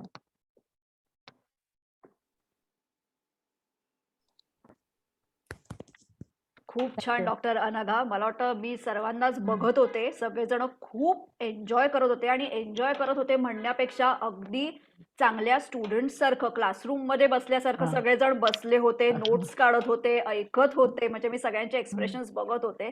त्यामुळे मला मनापासून वाटतंय की आजचा हा सेशन खरोखर अतिशय माझ्या आतापर्यंतच्या सेशन मधला हा अत्युत्तम सेशन होता. हे आज मला सर्वांच्या चेहऱ्यावरून आणि सर्वांच्या प्रतिसादावरनं कळतंय. आणि सगळ्यांचे कमेंट्सही खूप सुंदर आले चॅट बॉक्समध्ये. सर्वांनी खूप अप्रिशिएट केलंय. आज आपल्याला ऑडियन्स सुद्धा भरपूर इथे लाभलेला आहे. मुंबईमधून, US मधून वेगवेगळे लोक आज इथे जॉईन झालेले आहेत. तर आता आपण पुढच्या पायरीकडे वळूया. तर पुढचं आपलं आता सत्र आहे ते म्हणजे प्रश्नोत्तरांचं. तर डॉक्टर अनघा आता तयार व्हा. आपल्याकडे भरपूर प्रश्न आलेले आहेत आणि भरपूर प्रश्न याचाच अर्थ असा की सर्व मुलांनी म्हणजे या सगळ्या स्टुडंट्सनी अगदी मनापासून तुमचं लेक्चर ऐकलंय म्हणून त्यांना बरेच डाऊट्स आहेत. तर आता आपण एक एक प्रश्न घेऊया. बरेच आहेत तर थोडक्यात उत्तरं देऊन आपण त्यांचं समाधान करूया. मी एक एक प्रश्न विचारते. तर पहिला प्रश्न आहे आर्यन भिंगारे यांचा दुबईवरून की ऍसिड रिफ्लक्सचा प्रॉब्लेम असेल तर आवाजाची काळजी कशी घ्यावी? एक तर मुख्य म्हणजे ऍसिड रिफ्लक्स हे आपल्याला आधी कमी करायला हवं. त्याच्यासाठी दोन मेन गोष्टी आहेत की एक लाईफस्टाईल मॉडिफिकेशन, जे मी ज्याच्यात काही थोडे चेंजेस जे लाईफस्टाईल मध्ये चेंजेस सांगितले की तेलकट तिखट आंबट पदार्थ खाऊ नका, जेवल्यानंतर लगेच आडवं पडू नका, जेवण आणि झोपेमध्ये ऍटलिस्ट 2 तासाचं अंतर पाहिजे, पाणी भरपूर प्या, प्लस काही जे खाद्यपदार्थ असतात ज्याच्याने जसं मी सांगितलं कार्बोनेटेड ड्रिंक्स, आंबट पदार्थ, लिंबू वगैरे हे टाळा. प्लस तुम्हाला मेडिकेशन्स लागतात ऍसिडिक म्हणजे जे ओमेप्राझोल, पॅन्टोप्राझोल सारखे जे औषध आहेत ती ऍसिडिटी कमी करण्यासाठी काही औषधं लागतात. सो हे दोन्ही हँड इन हँड जातात ह्या गोष्टी. म्हणजे ह्या दोन्हीचा वापर म्हणजे मेडिसिन्स प्लस लाईफस्टाईल मॉडिफिकेशन हे दोन्ही लागतात. तर आपल्या या रिफ्लक्समुळे ऍसिड रिफ्लक्समुळे व्होकल कॉर्ड्सवर परिणाम होतात. तर त्याचे पण काही विशेष लक्षणं आहेत. ज्याच्याने आपण ओळखू शकतो ऍसिड रिफ्लक्स आहे. तो बेसिकली ऍसिड रिफ्लक्स कमी करायला औषध आणि लाईफस्टाईल चेंजेस लागतात. ओके. डॉक्टर अनघा, पुढचा प्रश्न आपण घेऊया. पुढचा प्रश्न आहे मिस्टर पर्वते यांचा. त्यांचे 3-4 प्रश्न आहेत. पहिला आहे, does talking in loud voice have adverse effect on vocal cords? आवाज थरथरतो, त्याला काही सोल्युशन आहे का? तिसरा प्रश्न आहे, आपली जी पट्टी ठरलेली आहे, मला वाटतं त्याबाबत तुम्ही ऑलरेडी सांगितलं आहे, स्केल आहे, त्याच्या बाहेर किंवा वरच्या पट्टीत गावं का? आणि पुढचा त्यांचा प्रश्न आहे की ब्लड थिनर्सचा आवाजावर, व्होकल कॉर्ड्सवर काही परिणाम होतो का? तुम्हाला वाटलं तर मी परत एक एक प्रश्न हो रिपीट हो, नाही मला कळलं. आता फक्त एक सिंपल उदाहरण द्यायला आहे की मी टाळ्या वाजवते आहे. ओके, मी या इंटेन्सिटीने वाजवते आहे. पण जर मी ह्याच टाळ्या अशा वाजवल्या 5 मिनिटांत, मला आत्ताच हात दुखायला लागला माझा. ओके, तो हेच तुम्ही समीकरण व्होकल कॉर्ड्सचं धरा की व्होकल कॉर्ड्स एकमेकांवर आपटतात आहे. जर आपण लाऊड व्हॉइस म्हणजे काय, की जास्ती इंटेन्सिटी, म्हणजे जे व्होकल कॉर्ड्स जास्ती बाहेर जातात, अँप्लिट्यूड त्यांचं वाढतं आणि मग ते जास्ती फोर्सफुली जवळ येतात. ओके, सो सतत लाऊड व्हॉइस मध्ये बोलण्याने किंवा गायल्याने नक्कीच त्याच्या आवाजावर दुष्परिणाम होतो. ओके, सेकंड, आवाज थरथरणं ह्याचं आपल्याला ऍक्च्युली बरीच कारणं असतात. म्हणजे काही सिस्टीम मेडिकल इलनेसेस असतात, जसं पार्किन्सन्स, ज्याच्यामुळे ट्रेमर्स होतात. जो बाकीच्या अवयवांवर ट्रेमर्स बॉडीमध्ये ट्रेमर येतात, तसंच आवाजामध्ये पण कंपन होतं. सो जेव्हा व्होकल ट्रेमर्स हे कधी कधी पहिलं लक्षण असतं अशा मेडिकल इलनेसेसचं, ते आपल्याला जाणून घेतलं पाहिजे की त्याचं काही वेगळं कारण तर नाही आहे ट्रेमर्सचं. दुसरं म्हणजे की ट्रेमर्स ह्याच्याने पण होतं की तुम्ही जेव्हा जास्ती ताण देतो, समजा एकच आपण आपल्या हातात आपण एक जड बॅग खूप वेळ धरून ठेवली, तर किंवा खूप मोठं वजनाचं आपल्याला उचलायचं झालं तर आपले हात थरथरतात. ते आपण का थरथरतात, की आपण आपल्या कपॅसिटीपेक्षा जास्ती आपण ते वजन उचलण्याचा प्रयत्न करतोय. सो व्होकल कॉर्ड्सना जास्ती ताण दिल्याने काही वेळानंतर ते फटीग होऊन त्याच्याने व्होकल ट्रेमर्स होतात. बाकी दुसरं म्हणजे काही न्यूरोलॉजिकल कारणं पण असतात ज्याच्याने व्होकल ट्रेमर्स होतात. सो बेसिकली आपल्याला वेगवेगळी कारणं आणि योग्य ते डायग्नोसिस बघून त्याचा इलाज करावा लागतो. आणि तिसरं म्हणजे आपल्या पट्टीच्या बाहेर गावे का, तर नक्कीच नाही. आपली पट्टी तुम्ही थोडी म्हणजे व्होकल ट्रेनिंगनी तुम्ही इम्प्रूव्ह करू शकता. म्हणजे तुमचे म्युझिक टीचर कडून तुम्ही त्याच्याबद्दल सल्ला घ्या. पण जर तुम्ही पट्टीच्या बाहेर गायलात तर काही वेळ गाऊ शकाल, पण काही वेळानंतर तुमच्या व्होकल कॉर्ड्सना खूप ताण येईल आणि तुम्हाला त्याचा त्रास होईल.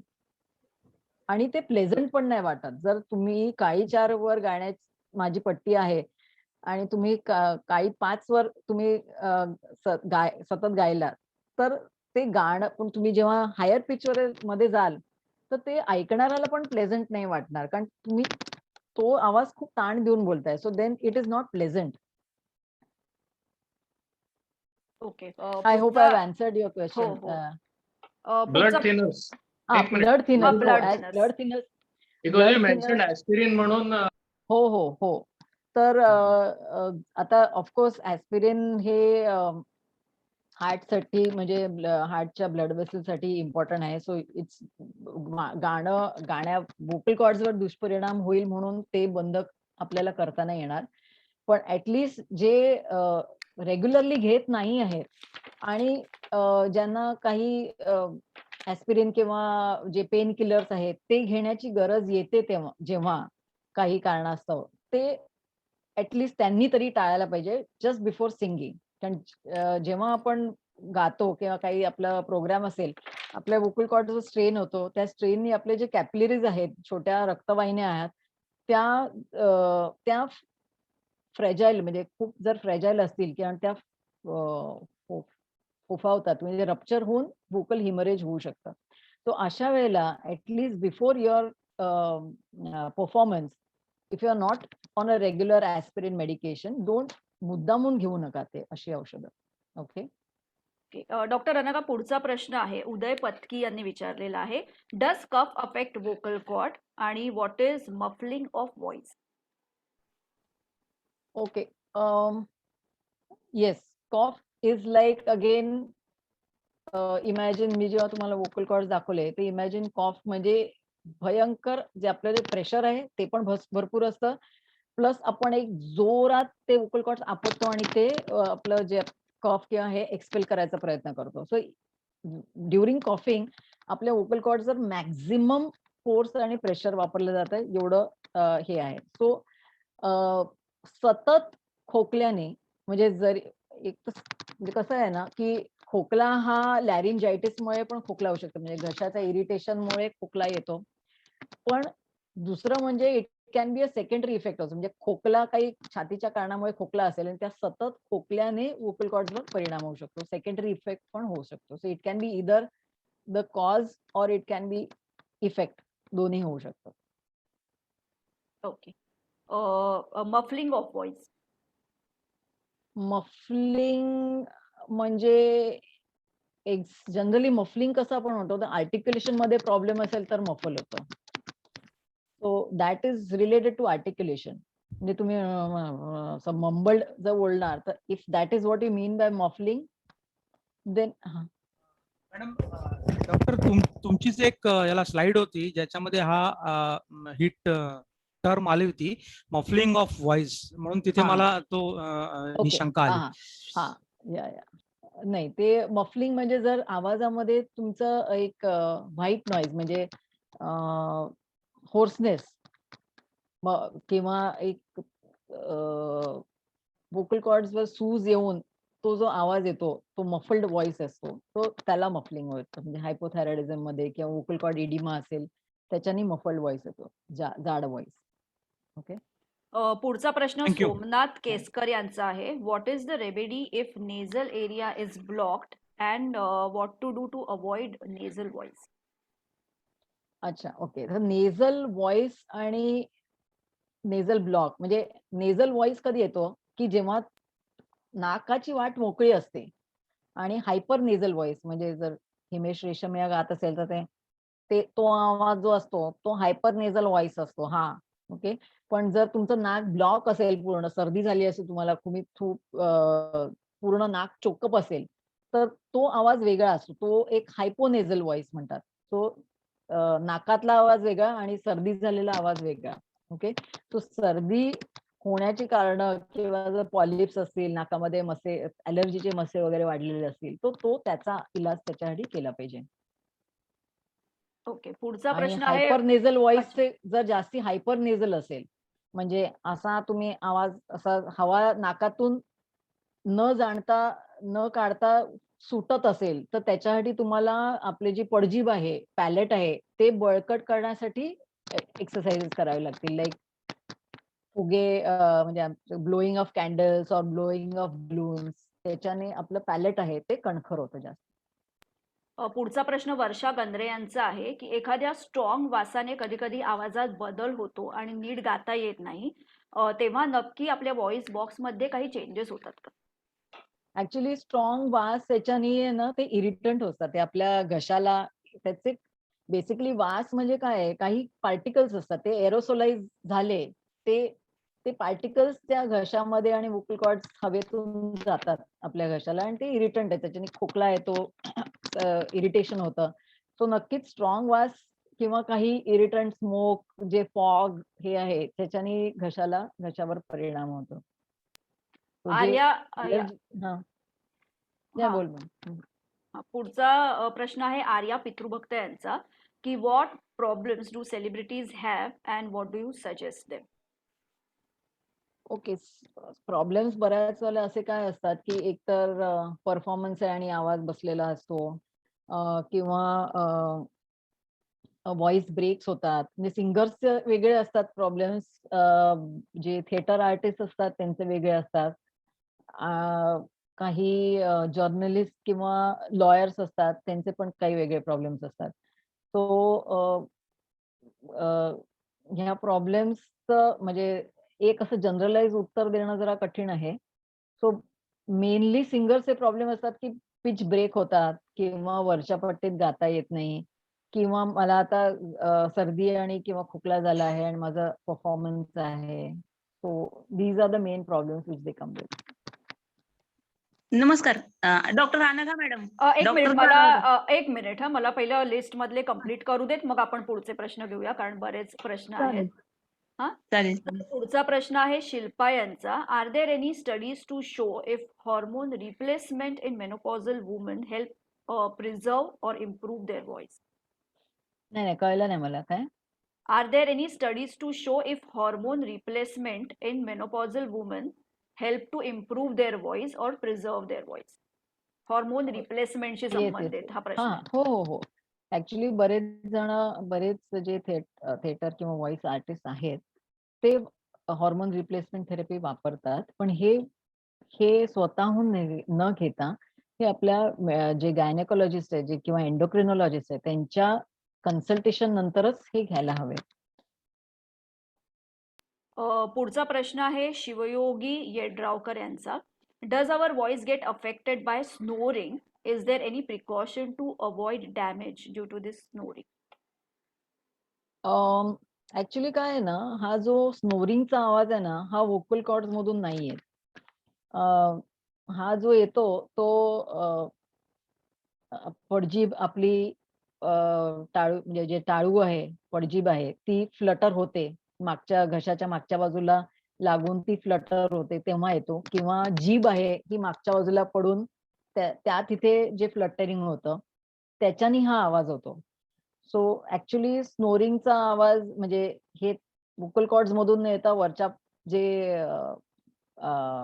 एअरवे जेव्हा नॅरो होतो इधर नाकाच्या तिथून किंवा नाकाच्या मागच्या बाजूला किंवा घशाच्या मागच्या बाजूला तिथून हा आवाज येतो. पुढचा प्रश्न प्रकाश यांचा आहे. Is breathless song of 7 minute possible without taking break और is there any technology involved in it? खूप इंटरेस्टिंग जर प्रश्न तुम्ही आहे. अगदी तुम्ही जर निक्षून बघितलं असाल तर त्यांनी खूप म्हणजे चतुरतेने श्वास घेतला आहे मध्ये. सो तो तुम्हाला म्हणजे तुमचे टीचर सांगू शकतात की एक्झॅक्टली कुठच्या पार्टला तुम्हाला श्वास घेता येईल ते तुम्हाला बघायला हवं. म्हणजे कुठच्याही कितीही तुम्ही सुपर ह्युमन असाल तरी you cannot sustain a voice for 7 minutes. That is for sure. तर तुम्हाला ते चतुरतेने बघायला हवं की तुम्हाला त्या गाण्यामध्ये ठरवायला हवं की मी हा श्वास कुठे घ्यायला हवा, आणि त्याच्यासाठी तुमचं ब्रीदिंग टेक्निक चांगलं असावं की त्या छोट्याशा वेळामध्ये तुम्हाला तो दीर्घ श्वास घेता आला पाहिजे. So that is the requirement for breathing exercises. त्याचं महत्व आहे तिथे. ओके. निलेश महाडिक यांनी विचारलंय की सकाळी उठल्यावर रियाज करायच्या आधी आवाजात सॉफ्टनेस आणण्यासाठी काय करावं? ओके. तर जेव्हा तुम्ही उठता तेव्हा तुमचा आवाज ऑप्टिमम नसतो, कारण एकतर थोडं सिक्रिशन्स असतात घशामध्ये, लाईंग डाऊन पोझिशन मुळे असतं त्यामुळे थोडंसं कंजेशन झालेलं असतं. प्लस काही ना जेव्हा रिफ्लक्स होतं तेव्हा त्याचा त्रास सकाळच्या वेळेला जास्ती होतो. त्यामुळे सकाळी उठल्या तुम्हाला एकदम वरच्या पट्टीत तुम्हाला गाणं किंवा वरच्या पट्टीतला आवाज कठीणच जाणार. So always begin with lower tones, आणि ह्या वेळेला तुम्हाला वॉर्मअप एक्सरसाइजेस करणं खूप गरजेचं आहे. सो लगेच तुम्ही गायला नका जाऊ. तुम्ही त्यावेळेला अलंकार, ओंकार, वॉर्मअप हमिंग करा, ज्याच्याने तुमचा आवाज तुम्हाला काढता म्हणजे नंतर आणि लगेच गाऊ नका. मॅम ऍक्च्युली प्रश्न असा आहे की आपण ज्या वेळेला सकाळी उठल्यानंतर म्हणजे असं काही पेय घ्यायचं का? जसं कोणी सजेस्ट करतं की गरम पाणी घ्या किंवा गरम पाणी हनी घ्या, ज्याने तुमचं तेच विचारायचं होतं ऍक्च्युली. या ओके. या सो ऍक्च्युली बरेच असे काही आमच्या रिसर्च मध्ये पण आहेत, बरेच आर्टिकल्स आहेत की काही वोकल कॉर्ड्स म्हणजे थ्रोट सुदिंग ऍस्ट्रिंजंट म्हणतात त्याला. So honey is a good astringent. म्हणजे ते वोकल जे घसा आहे तो चांगला स्मूथ आणि त्याच्यावर एक अशी पातळ स्मूथनेस येतो आणि हायड्रेशन येतं. प्लस आजकाल ॲलोवेराचं पण काही रिसर्च आले आहेत की ॲलोवेरा ज्यूस किंवा ॲलोवेराचा जो गर आहे तो पिणं, that is also very good for the as a soothing. तो जे Okay. हनी आणि हे आहे, honey and aloe vera good astringents for the throat. Okay, thank you okay. Thank you. पुढचा प्रश्न आहे संपदा दळवी यांचा. थायरॉइड प्रॉब्लेम असलेल्यांनी आवाजाची काळजी कशी घ्यावी आणि फॉल्सिटो मध्ये गाणं हे कितपत योग्य आहे? थायरॉइडचा प्रॉब्लेम जसं मी सांगितलं, तसं जरा पण थायरॉइडचं प्रमाण वरती खालती झालं तर त्याचा आवाजावर परिणाम होतो, कारण व्होकल कॉर्ड स्वेलअप होतात. जसं बाकीच्या शरीरामध्ये जी स्थूलता आणि इडिमा होतो तसंच व्होकल कॉर्ड्सवर पण होतो. सो तुम्हाला जे थायरॉइडचं जे तुमचं रक्तामधलं प्रमाण आहे ते नॉर्मल ठेवणं गरजेचं आहे. म्हणजे जे तुम्हाला जर तुम्हाला थायरॉइड सप्लिमेंटेशन्स दिले असतील तर ते व्यवस्थित नेमाने घ्यावे लागतील. म्हणजे ज्याच्याने तुमचे बऱ्याचदा मी बघते की पेशंट येतात की आता माझं ब्लड लेवल्स नॉर्मल आहे, आता मी बंद कर, तो आपणहून बंद करतात. पण ते का नॉर्मल आहे? तुम्ही ब्लड सप्लिमेंट्स घेतात आहे, ते थायरॉइड सप्लिमेंट्स घेतात आहे तेव्हा ते नॉर्मल आहे. सो तेवढ्याच प्रमाणात तुम्हाला ते घ्यावं लागेल ज्याच्याने ते नॉर्मल आहे. कारण ते जर तुमचं जास्ती झालं तर परत तुमच्या ब्लडमध्ये वेगळं ते दिसूनच येतं. सो ते थायरॉइड सप्लिमेंट्स घ्यायचे आहेत. ॲज सच वेगळा असं काही थायरॉइड आहे म्हणून वेगळं काही करायची गरज नाहीये तुम्हाला. ते थायरॉइडचं लेवल्स फक्त मेंटेन करायचे तुम्हाला. आणि फॉल्सेटो तर ऑफकोर्स जे I think any music teacher will be completely against singing in falsetto. Okay. पुढचा प्रश्न ईश्वरी यांनी विचारला आहे की आवाज सारखा अडकल्यासारखा वाटतो, तर त्याला काही सोल्युशन आहे का? आणि डायबिटीज मेडिसिन्समुळे आवाजामध्ये हॉर्सनेस येतो का? नाही, डायबिटीस मेडिसिन्समुळे नाही. तो जर समजा काही काही म्हणजे म्हणजे काय म्हणतात, काही असतात म्हणजे ब्लड प्रेशरचे त्याच्याबरोबर गोळ्या असतील, त्याच्यामुळे आवाजावर परिणाम होतो, कारण ते जे हे आहे म्युकोज आहे ते ड्राय करतं. सो ऍक्च्युअल डायबिटीसच्या गोळ्यांमुळे असं काही परिणाम आहे असं काही अजून तरी कशात आलं नाहीये. तुमचा दुसरा प्रश्न काय होता? आवाज सारखा अडकल्यासारखा वाटतो, घशात काहीतरी ओके ओके अडकल्यासारखं वाटतं. Okay okay. गॅस्ट्रो म्हणजे जे रिफ्लक्स आहे, रिफ्लक्स डिसीज, त्याच्यामध्ये मेन सिम्पटम असं आहे की काहीतरी अडकल्यासारखं वाटणं.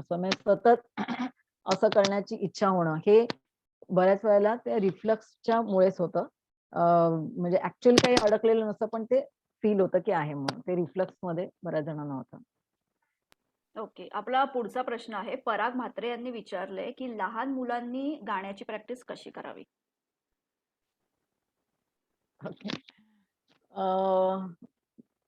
असं काही वेगळं नाहीये. म्हणजे आय थिंक मला वाटतं तुम्ही you will be able to tell better. पण फक्त एवढंच आहे की जेव्हा किशोरावस्थेत आलेला मुलगा असतो त्यावेळेला त्याचं पिच, कारण जे नॉर्मल पिच आहे ते बदलतं. तर त्यावेळेला आवाजाला कमी ताण द्यावा. सो तो जी रेंज असते 12-13 वर्षाची जी रेंज आहे, म्हणजे प्युबर्टीच्या वेळेचा आहे, त्यावेळेला तुमची पिच ठरलेली नसते. तो तुम्ही आवाजावर तेव्हा कमीत कमी ताण द्यावा. हायर पिच मध्ये गायचं नाही आणि कमी ताण द्यायचा.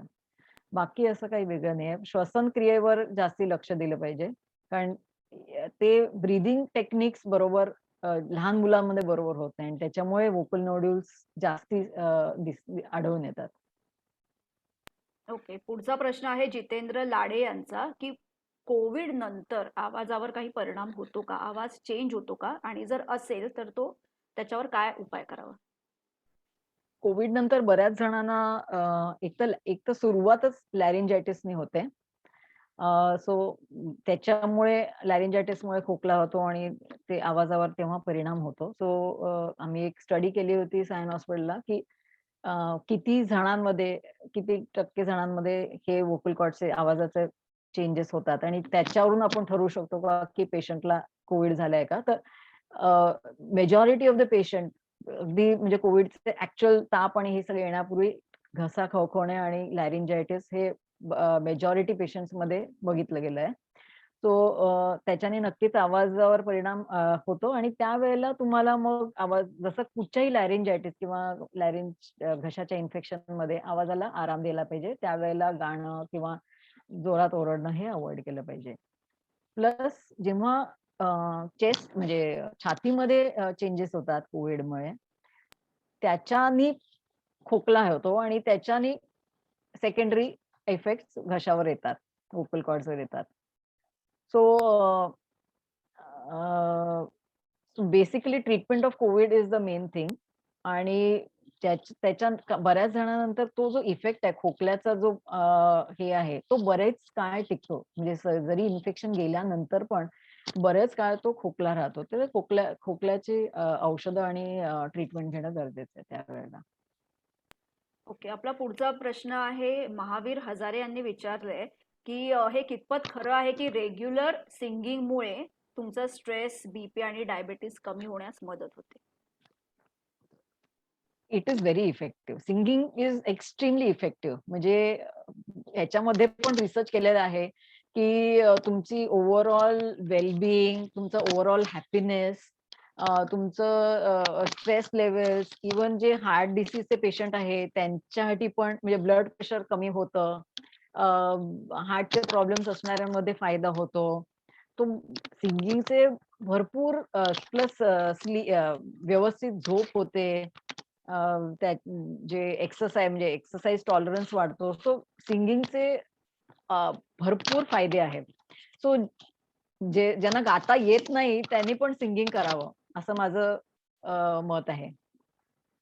कारण ओव्हरऑल वेलबिईंग आणि ओव्हरऑल हॅपीनेस हे सगळ्यांमध्ये येतं सिंगिंगने. आणि प्लस तुमचं आता जसं तुमचं हे ब्रह्मांड कट्टा आहे, तुमचं फ्रेंड सर्कल वाढतं, तुम्ही एकमेकांशी भेटता, एकमेकांबरोबर संवाद करता, कम्युनिकेशन वाढतं, फ्रेंड्स वाढतात. सो वेळ चांगला जातो. सो हे म्हणजे सेकंडरी इफेक्ट्स पण भरपूर आहेत सिंगिंगचे. पुढचा प्रश्न मी घेते. अजून बरेच प्रश्न आहेत. मला वाटतं आपण भरभर प्रश्न घेऊया. पल्लवी यांचा प्रश्न आहे की how can we make our voice more good and comfort our breath while singing high notes? नाही कळलं. म्हणजे त्या विचारतायत की आवाज आणखी छान कसा करायचा बेसिकली, आणि ब्रीदिंग कम्फर्टेबल होण्यासाठी काय करावं? हाय नोट्स गाताना ब्रीदिंग कम्फर्टेबल करण्यासाठी. जे ब्रीदिंग टेक्निक सांगितलेत ते तुम्ही दररोज त्याचा हे करा, सराव केल्यानंतरच त्याचा परिणाम तुम्हाला नक्कीच कळेल. साधारण तसाच प्रश्न दिलीप सानेर यांचा आहे. Does practice of singing affects breathing? Yes, म्हणजे जसं ब्रीदिंग अफेक्ट सिंगिंग आणि singing also affect breathing. So symbiotic आहे दोन्ही. ओके, पुढचा प्रश्न आहे, नाव नाहीये, सॅमसंग गॅलेक्सी S7 असं नाव आहे त्याच्यावर. Is warm water gargling advisable for better singing? नाही, ऍक्च्युअली गार्गलिंगने काही फरक नाही पडत. गार्गल्स होतात ते घशामध्ये होतात, इथे समोरच्या घशामध्ये. लॅरिंग्स असतं आपलं इथे खाली. लॅरिंग्स मध्ये ते म्हणजे जरी एक कण पण पाण्याचा गेला तर you will have severe coughing. So ते पाणी लॅरिंग्स मध्ये जातच नाही. तर ते ह्याचा गार्गल्सनी काही फरक नाही पडत. आता एक खूप छान प्रश्न आलाय डॉक्टर अनघा तुमच्यासाठी, आणि हा प्रश्न सावंत कुमार सुपे यांनी लिहिलेला आहे. त्यांनी लिहिलंय की तुम्ही कॉंगो वाजवणं शिकला आहात का, आणि एखाद्या स्टेज शोची ऑफर आली तर घ्याल का? तुम्हाला वर्कशॉप मध्ये आता ऑफर यायलाही सुरुवात झाली आहे. ऍक्च्युली काय मी तबला शिकत होता, गेले 2 वर्ष झाले तर ते बंद आहे. पण अनिल गोसावीजी सरांकडे मी तबला शिकत होते. पण ते लहान मुलांचं कसं आहे ना की थोडं कंटाळा येतो, तेच वाजून मग तर मी हे पण वाजवू का, तसं ते झालंय कॉंगोचं. तो एखाद दुसरी गाणी कॉंगोवर पण शिकले मी. आणि ऑफर आली तर घ्याल ना नक्की? नक्की नक्की. फक्त तेवढा अजून कॉन्फिडन्स यायला थोडं मला अजून प्रॅक्टिस करावी लागेल. आणि मला वाटतं पहिला कार्यक्रम आमच्या ब्रह्मांड कट्ट्यासाठीच करा, ही आमची सर्वांची विनंती आहे. नक्की नक्की. पुढचा प्रश्न आहे, जागतिक महिला दिनी आपण एक कार्यक्रम करूया सगळ्या महिलांचा. नक्की. कृपया सर्वांनी म्यूट करावं स्वतःला. 1 मिनिट, मी पहिले म्यूट करून घेते, मग आपण पुढचे प्रश्न घेऊया. सर्वांनी कृपया स्वतःला म्यूट करा.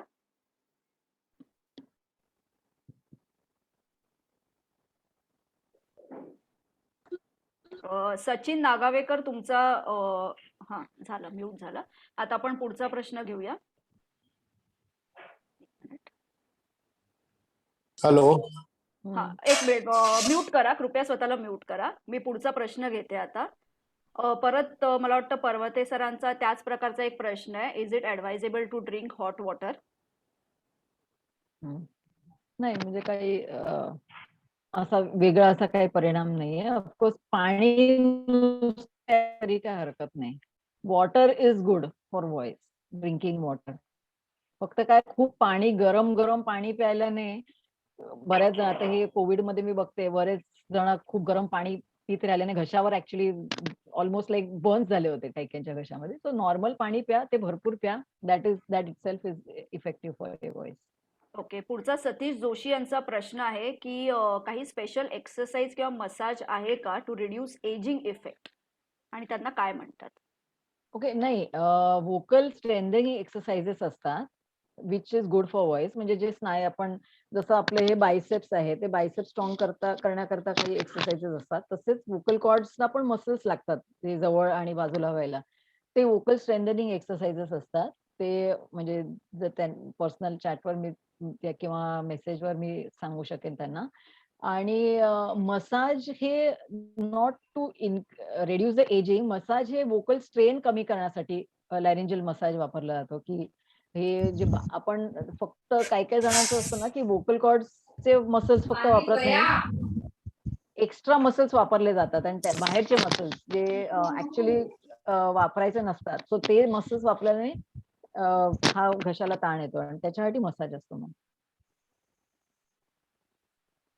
पुढचा प्रश्न आहे श्रेयस कोरे यांचा. 1 तास गायल्यानंतर अचानक 2-3 सेकंद आवाज बंद होतो, तर यावर काही उपाय असतो का? ओके, काय असं बेसिक आपल्याला जेव्हा व्होकल स्ट्रेन जास्ती होतो तेव्हा हा व्हॉइस ब्रेक होतो. आणि व्होकल स्ट्रेन का होतो, की आपला जर ब्रेथ सपोर्ट कमी झाला तर व्होकल स्ट्रेन होतो. कारण आपण ते खूप असं अगदी शेवटची हवा राहून आपण कसं जेव्हा बोलतो अगदी पिळून काढल्यासारखं, तर तसं तो व्होकल स्ट्रेन, जर ब्रेथ सपोर्ट कमी झाला तर व्होकल स्ट्रेन होतो. प्लस ऍडिक्वेट व्होकल ट्रेनिंग न घेता जर तुम्ही म्हणजे जे व्होकल टेक्निक बरोबर वापरला नाही तरी होऊ शकतं. आणि as if you are not use to singing continuously for an hour, आधी थोडं हळूहळू तुमचं स्टॅमिना वाढवा सिंगिंगचा. That is what I suggest. पुढचा प्रश्न आहे उदय पत्की यांचा. Is there any remedy on vocal nodules? On vocal nodules? हा, हो, व्होकल नोड्यूल्सच आहेत. हे ऍक्च्युली एकदा लॅरिंगोस्कोपी करून बघून कन्फर्म करायला हवं. प्लस तर व्होकल नोड्यूल्सच असतील तर ऑलमोस्ट 70 to 80% व्होकल नोड्यूल्स हे व्होकल रिलॅक्सेशन एक्सरसाइजेस आणि व्हॉइस रेस्ट आणि प्रॉपर यूज ऑफ व्हॉइस याच्यानी जातात व्होकल नोड्यूल्स. म्हणजे त्याच्यासाठी ऑपरेशन करावं लागत नाही. पण अगदी for a long period of time if you have vocal nodules आणि तुम्ही सतत त्या व्होकल नोड्यूल्स स्ट्रेन करून बोलत आहात, गात आहात, आणि if it is not getting disappearing with the voice rest, then तरच मग सर्जरीची गरज असते. ओके, पुढचा प्रश्न घेते. सर्वांना सिंपल एक्झाम्पल सांगितलं गेलं तर, जर तुम्ही आपला हा एल्बो आहे सतत घासत राहिलात तर तो कडकपणा येतो. ओके, सुरुवातीला अगदी थोडीशी सुरुवात झालेली असेल तेव्हा आपण जर घासायचं बंद केलं तर ते स्किन नॉर्मल पूर्ववत येऊ शकते. पण जर तुम्ही सतत तेच रगडत राहिला तर ती चामडी आहे ती कडक होते. अँड देन तुम्ही कितीही त्याला आराम दिला तर ते त्या नॉर्मल येणार नाही. So it is same thing. Vocal nodules पण हेच आहे. सतत घासून आपटल्याने ते तिकडची चामडी आहे ती घट्ट आणि कडक होते. ओके, सुरुवातीला अगदी ते नरम असतं, म्हणजे इडिमा असतो, अगदी सॉफ्ट असते, नंतर मध्ये कडक होते. ओके. पुढचा प्रश्न आहे सोमनाथ केसकर यांचा. मी सर्वांना विनंती करते की आता मी हे फक्त शेवटचे काही प्रश्न घेत आहे. ईमेल ऍड्रेस आणि अनघा मॅडमचा कॉन्टॅक्ट नंबर हा आपण चॅटमध्ये देणारच आहोत. सर्वात पहिले विनंती आहे, कृपया सर्वांनी स्वतःला म्यूट करावं. सचिन नागावेकर, कृपया आपण स्वतःला म्यूट करावं. तर अनघा मॅडमचा ईमेल ऍड्रेस आणि कॉन्टॅक्ट नंबर चॅटमध्ये दिला जाईल. काही प्रश्न असतील तर आपण त्यांना पर्सनली कॉन्टॅक्ट करू शकता. आता हे शेवटचे काही प्रश्न मी घेते. सोमनाथ केसकरांनी विचारले की कंटिन्युअसली लिस्निंग टू और यूज ऑफ हेडफोन सिंगिंगला अफेक्ट करतं का? नाही, इट डझंट अफेक्ट सिंगिंग. एक मिनिट, मी म्यूट करते सगळ्यांना. हेडफोन्सनी नाही काय फरक पडत. ओके, पुढचा प्रश्न मी आता घेते.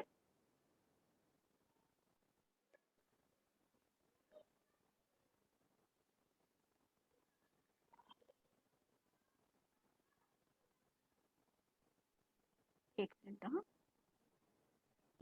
पुढचा प्रश्न आहे how to increase your voice range. Raghavendra यांनी विचारलाय. आय थिंक बेसिकली हेच आहे की एक तर तुमची पट्टी ठरवणं, प्लस जसं तुम्ही आधीच सुरुवातीला फक्त एक ऑक्टेव्ह गात असाल, त्याच्यानंतर तुम्ही हळूहळू सरावाने वरच्या रे पर्यंत जा, काही थोड्या सरावाने ग पर्यंत जा. तो ते तुम्हाला हळूहळूच करावं लागेल. एकदम लगेच पहिल्या ऑफकोर्स जे गिफ्टेड सिंगर्स असतात ते गाऊ शकतील, पण काही जणांना सरावाची गरज असते, तर ते हळूहळूच करावं लागेल. उदय पत्कींनी विचारलंय की is there any effect of whistling on vocal cords? नाही, विसलिंगचं वोकल कॉर्ड्सवर काही हे नाहीये, कारण आपण जेव्हा विसल करतो तेव्हा वोकल कॉर्ड बाजूला असतात. आपण जे विसल आहे ते इथे तोंडाच्या ओठाच्या तिथून तो व्हॉइस येतो, so it doesn't affect the voice. Hemant यांनी विचारलंय की शास्त्रीय संगीत गाणारे मोठे जे गायक असतात ते तासनतास गातात आणि रियाज त्या मानाने कमी वेळ करतात, तर त्यांच्या आवाजाला काही त्रास होत नाही का? इमॅजिन, ते लहानपणापासून रियाज करत आले आहेत आणि लहानपणापासून अगदी म्हणजे त्यांचा जो रियाज आहे किंवा त्यांचं जे गाणं आहे ते ऑलमोस्ट 25 ते 30 वर्षाचा त्यांचा सराव आहे त्या याच्यात, आणि त्याचा म्हणजे लहानपणापासूनच ते शिकत आले. सो देअर वोकल कॉर्ड्स, आणि जसं काय आहे ना की जो पट्टीचा गाणारा असतो त्याला बरोबर ताण न देता कमीत कमी स्ट्रेन करून आवाज कसा प्रोजेक्ट करायचा हे त्यांना बरोबर आत्मसात केलेलं असतं त्यांनी, त्यामुळे वोकल कॉर्डचा स्ट्रेन कमी येतो त्यांचा. शेवटचे 2 प्रश्न घेऊया. Can steam inhalation adversely affect vocal cords? नाही, it will not adversely effect.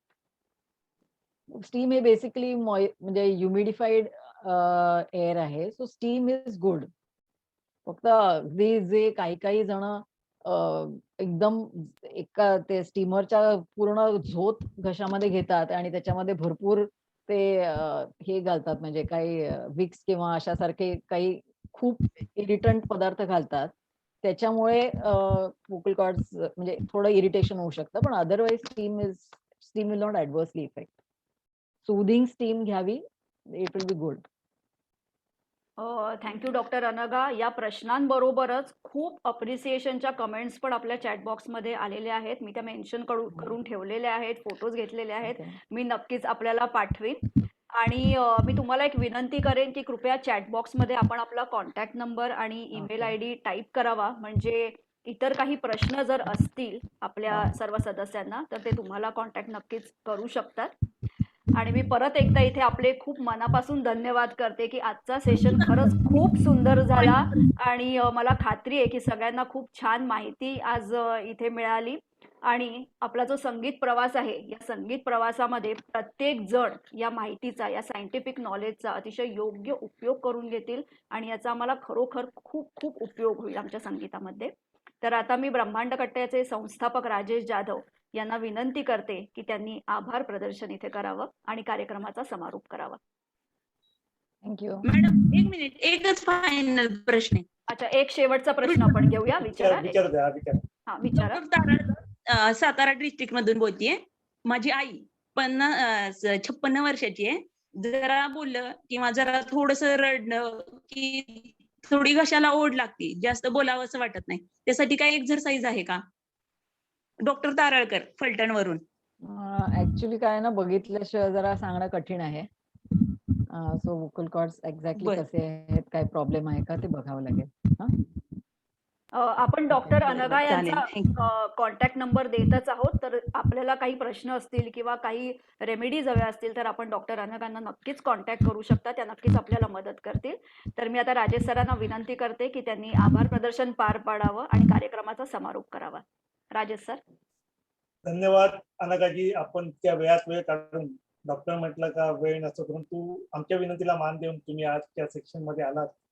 खूप लोकांनी त्याचा फायदा घेतला आणि मी बघतोय चॅट बॉक्स मध्ये पण खूप तुम्हाला प्रश्न आलेत, आभाराचे आलेत, विनंती करतात आहेत.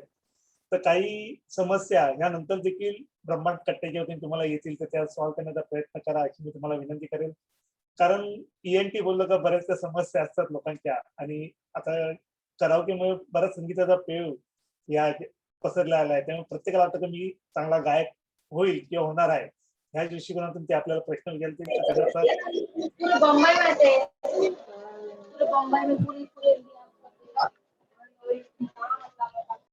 तर तुम्ही वेळात वेळ काढला त्याबद्दल मी ब्रह्मांड कट्टा परिवारातर्फे तुमचे आभार व्यक्त करतोय. आणि असंच मोलाचं सहकार्य तुम्ही जरूर नेहमी करत जा.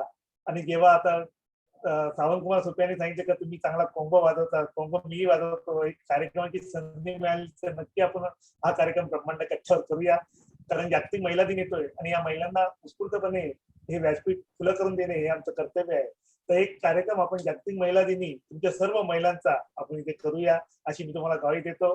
आणि तुम्ही इथे वेळ करून पुन्हा मी तुमचा आभार व्यक्त करतोय. कारण तुम्ही डॉक्टर पेशाने म्हटलं की खूप बिझी असता, परंतु या छोट्याशा आमच्या ब्रह्मांड कट्टा परिवाराला तुम्ही जॉईन झालात त्याबद्दल मी मनपूर्वक तुमचा आभार व्यक्त करतो. आणि असंच सहकार्य वेळोवेळी तुम्ही ब्रह्मांड कट्ट्याला करा. आणि जेव्हा कधी वेळ भेटेल तुम्ही नक्की ब्रह्मांडला या. आम्ही तुमचं औचित्य काहीतरी कार्यक्रमानिमित्त आपण करूया. आणि ते औचित्य आता जसं पुढच्या महिन्यात हॉल चालू होईल, आता सगळे ऑनलाईन कार्यक्रम सगळे चालू आहेत, पण ब्रह्मांड संगीत कट्ट्याचे जवळजवळ महिन्याचे 4 कार्यक्रम असतात. ब्रह्मांड कट्ट्याचा एक असं महिन्याचा भरगतचा कार्यक्रम आम्ही लोकांसाठी देतो. आणि मी त्या रसिक प्रेक्षकांना देखील विनंती करेल की आपले जे काही प्रश्न असेल चॅट बॉक्स मध्ये द्या, म्हणजे रुजुता मॅडम त्या घेतील. आणि बऱ्याच जणांना शंका कुशंका ह्या असतातच सेक्शन बोलल्यानंतर, पण त्या सर्व शंका आम्ही दूर करू प्रयत्न करूया. कारण त्या ब्रह्मांड कट्टा हे सामाजिक व्यासपीठ असंच आहे की प्रबोधन हे लोकांबद्दल देणं काम हे आपलं असतं. त्यामुळे हा कट्टा अविरत तुमच्यासारख्या मोठ्या लोकांनी येऊन अविरत सुरू ठेवलाय, त्याबद्दल पुन्हा पुन्हा मी तुमचं धन्यवाद. आणि रसिक प्रेक्षक एवढे मोठ्या वर्गाने आज तुम्ही इथे आलात त्याबद्दल देखील मी तुमचा आभार व्यक्त करतो. हा कार्यक्रम पुन्हा बघायचा असेल तर रुजिता मॅडम हा कार्यक्रम रात्री किंवा उद्या युट्यूबवर आमच्या ब्रह्मांड कट्टा चॅनलवर शेअर करतील.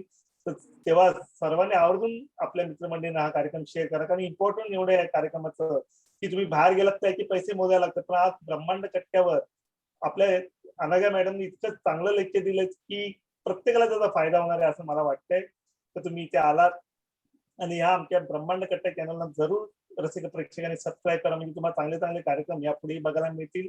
मी पुन्हा एकदा तुमचा आभार व्यक्त करून मी माझी रजा घेतो. जय हिंद, जय महाराष्ट्र. धन्यवाद. धन्यवाद.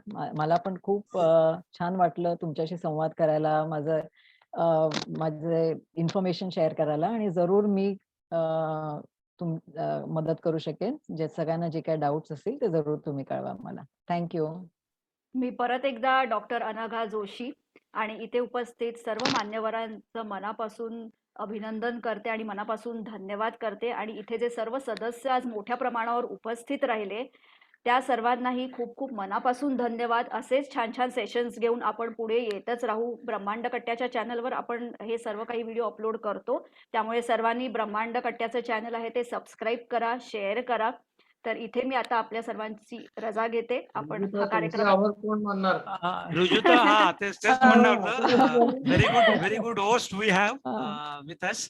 सो धन्यवाद याला रुजुता. खूप छान रीते सादरीकरण केलं रुजुता.